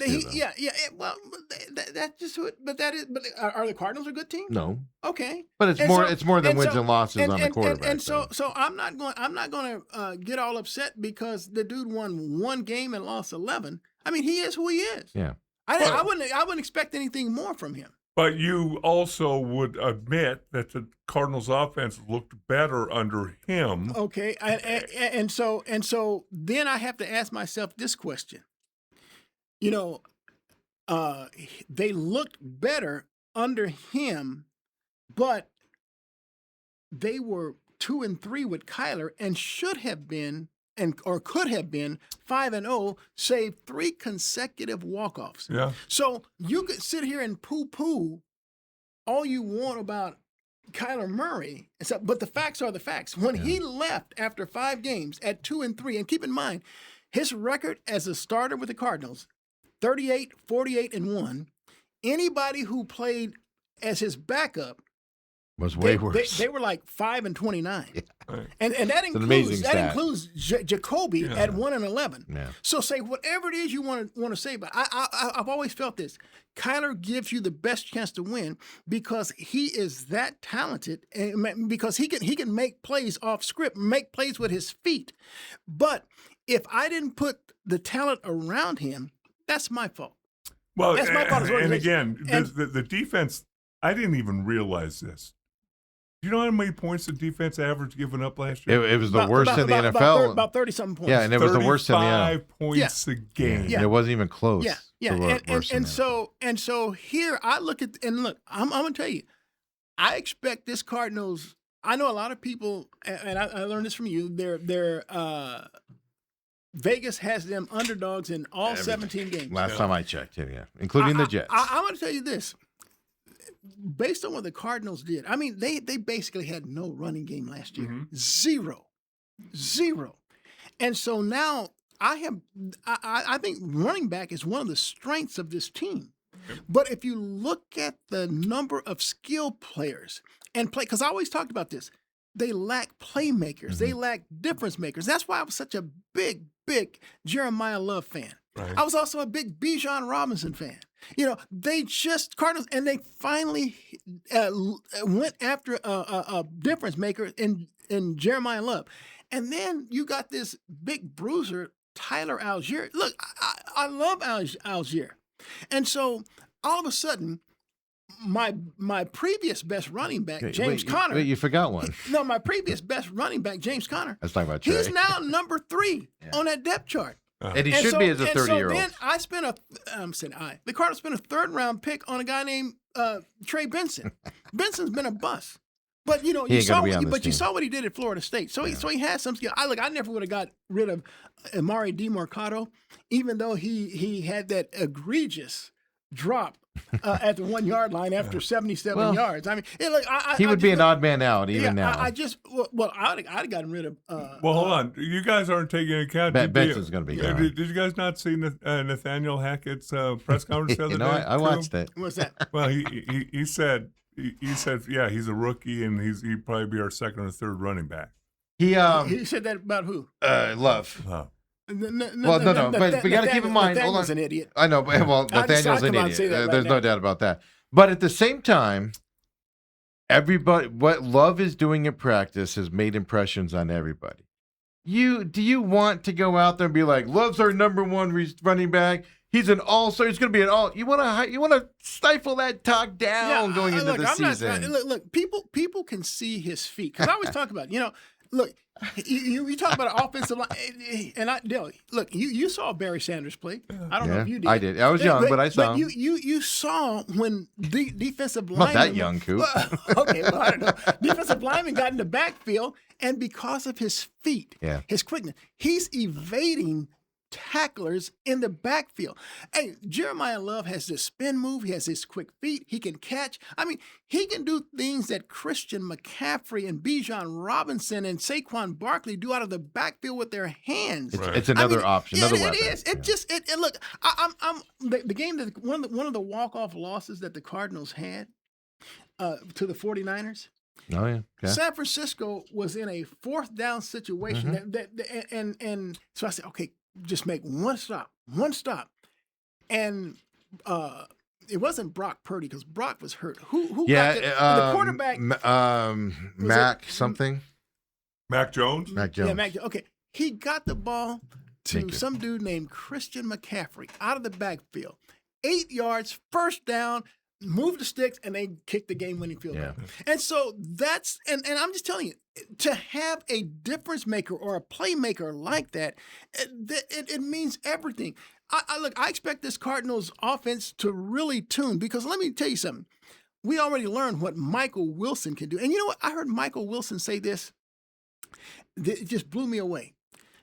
The question that was posed to him, it says, hey, look, what's the difference between why you were able to get going under Brissett, but you couldn't get it going under Kyler Murray?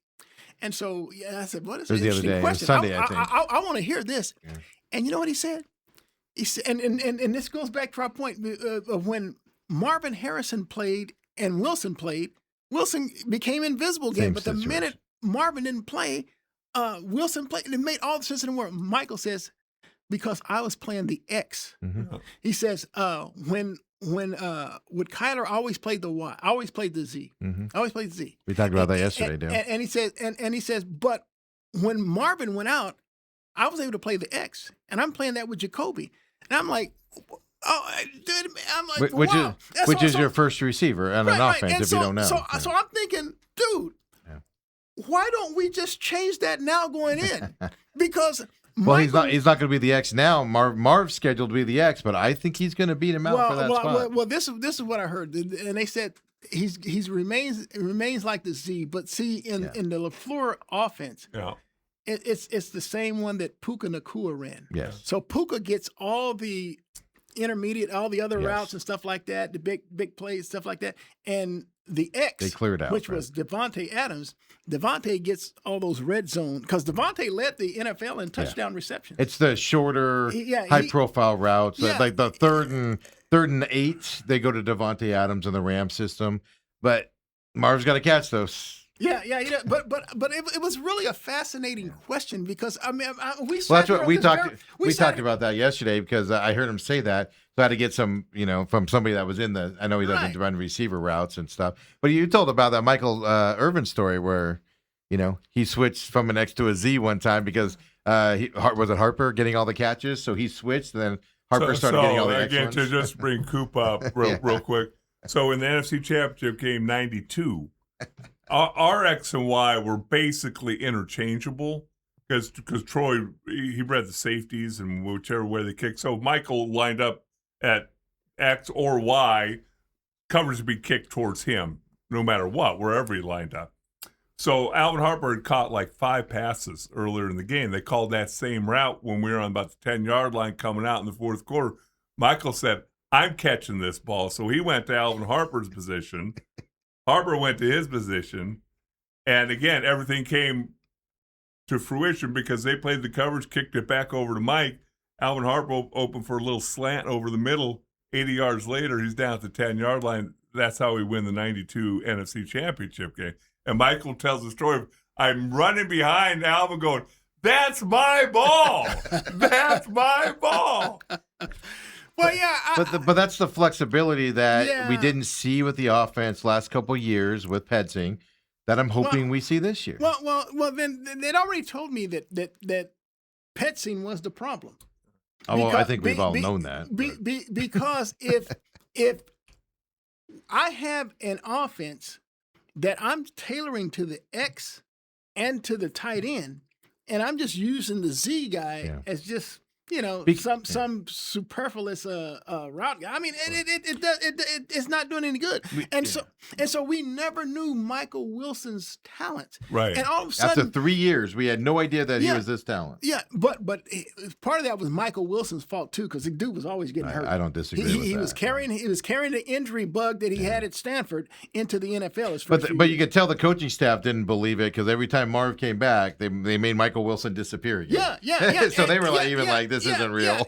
And so because we would talk about it in this podcast, we would say, dang, whenever Marvin Harrison is on the field, Michael Wilson becomes invisible. And Marv was an anchor. And it didn't even matter if Jacoby was quarterbacking at this point. Because you look at your X receiver first, you throw it to that position, so you got to move it around. But that's a pet scene issue, because I'm listening to Dale, and in Dallas, it was interchangeable.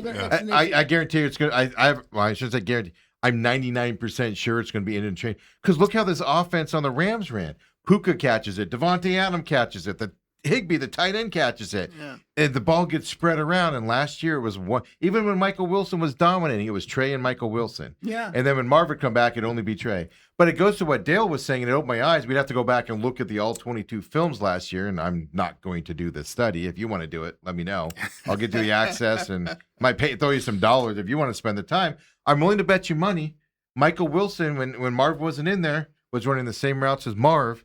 Coverage was different, probably. He was getting more open kind of on that route run. And then when Marv was running those routes, I bet you wasn't as quick, maybe. Maybe coverage was a little bit tighter on him, something to that effect.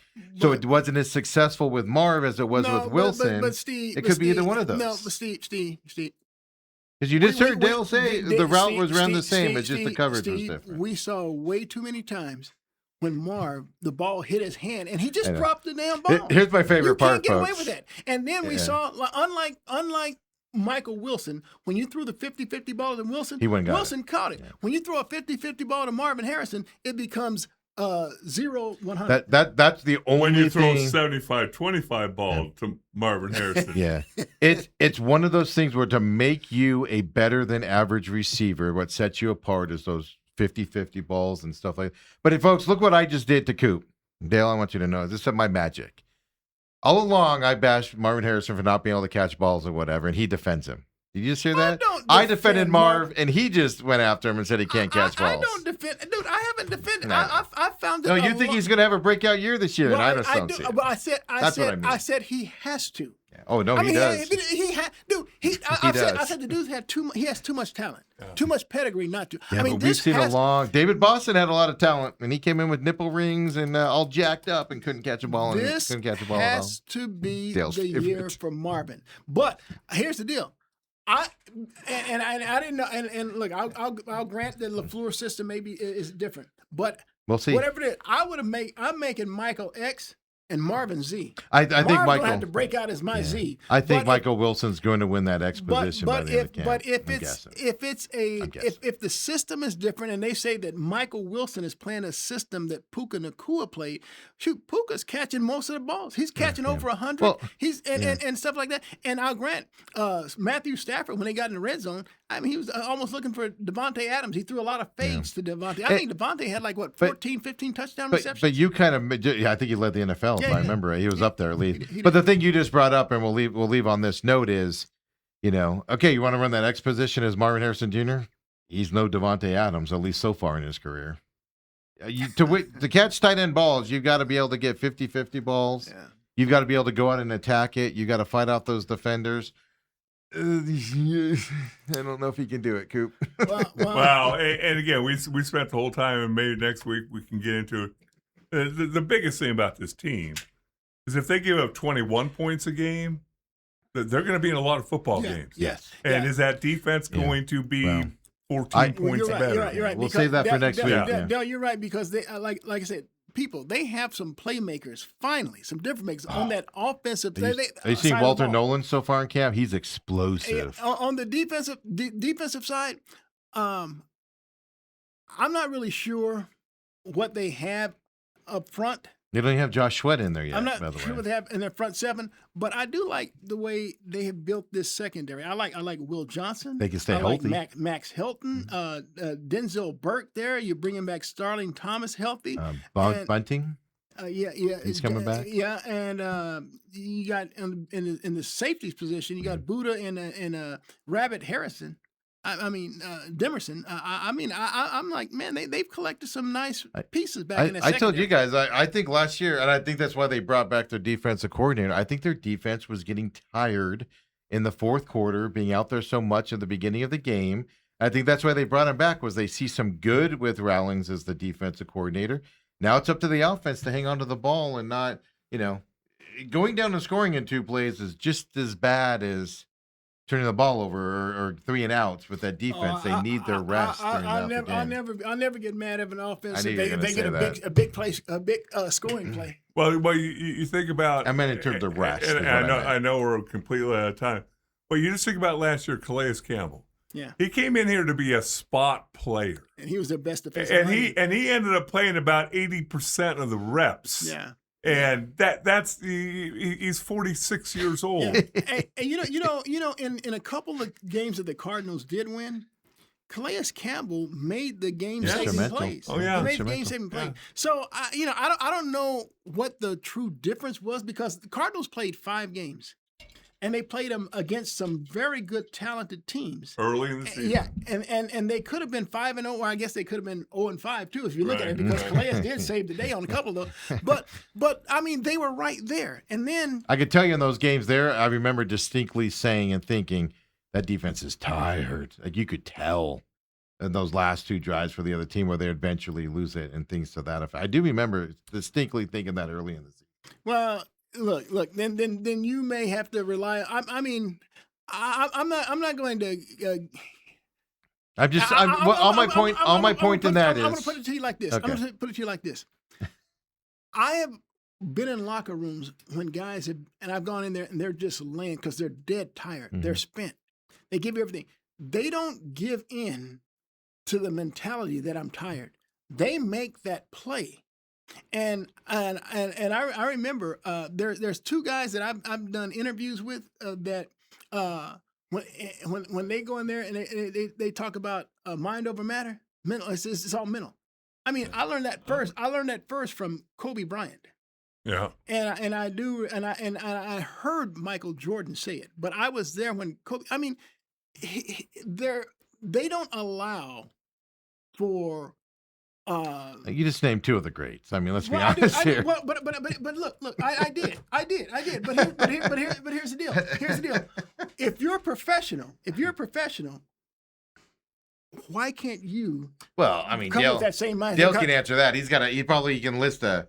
He's not going to, I imagine, but he could probably list 20 Cowboys guys on every team that he's like, I don't want them in late in the game because they're not mentally tough. Dale tells a story about Michael Irvin. Yeah. I mean, I didn't know Michael was like that. But again, one of the greats. I appreciate that. Well, that's what sets you apart.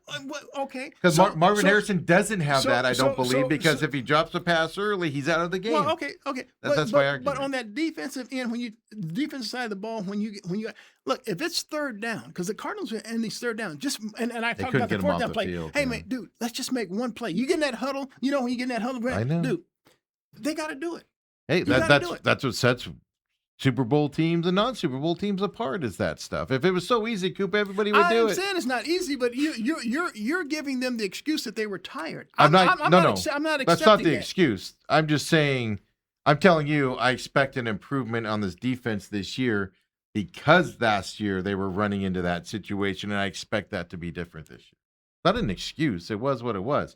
I'm expecting that to be different. I watched the same games, and I didn't give them the excuse that they're tired. Yeah, I'm an excuse maker. I gave them the excuse. Yeah, and I know we got to go, but again, I used to laugh because I was friends with my offensive line coach, Hudson Halkin. When I'd come into the game, I probably played in 8, 9, 10 games a year, second half when somebody gets dinged up or whatever. And he would grade me on the Larry Allen scale. And I say, hey, Hud, either you're paying him way too much or you're not paying me enough because I can't bench press 800 pounds. But it's interesting. But when you talk about the greats and the grades, I see it on a defense. most normal people, they have the will to get there. You can see it when the team gets tired of middle linebacker. He made those tackles first 2-3 quarters, and then all of a sudden in the fourth quarter, he's half a step late, and he's trying to arm tackle and that's the whatever. stuff I'm talking about. Again, that's what we'll I'm talking see. about. We can talk about it next week. Yeah, we'll break it down. Robert says the Bay Area guys, meaning reporters, also missed reporting on Cream and Clear back in the day. So I guess we got to keep in perspective about the Bay Area reporters out there. Look, folks, the legend Bruce Cooper's here. Next Tuesday, we'll be talking and leading up to a Hall of Fame game. You know what? I want and you the to baseball trade deadline. Oh, trade deadline as well. But I want you to think. I know you have 1,000 Larry Fitzgerald stories. I know you're friends with him. You've let that be known out there. I'm not saying anything that's not known. I want one good Larry story next week from you that you haven't told anybody. But what I want all this exercise in. I want you to think about it. Only because, guys, this is one of the greatest human beings you would ever meet if you met this guy. And I want Coop to tell us it so you don't hear Coop from me and stuff like that. Coop still got full belly for the last time. I know, right? I know. But I'm not talking about I'm just talking about just nice things he's done for people that you've seen, not for necessarily media or anything like that. Just the human being. He's going to be accoladed for his football accomplishments. Just tell us what type of guy he is and what's going into the Hall of Fame next Thursday night or next weekend. Just as a human being, we all know what he did on the football field. I want to hear the human side of Larry. Got you. There we go. That's a challenge. Homework for Coop today. I already know the story. All right, look at that. All right. So next week we'll do that trade deadline. Of course, we'll see what the Diamondbacks do. Okay, everybody else, we'll be back tomorrow, 8 to 10. Come on back and join us. See you later.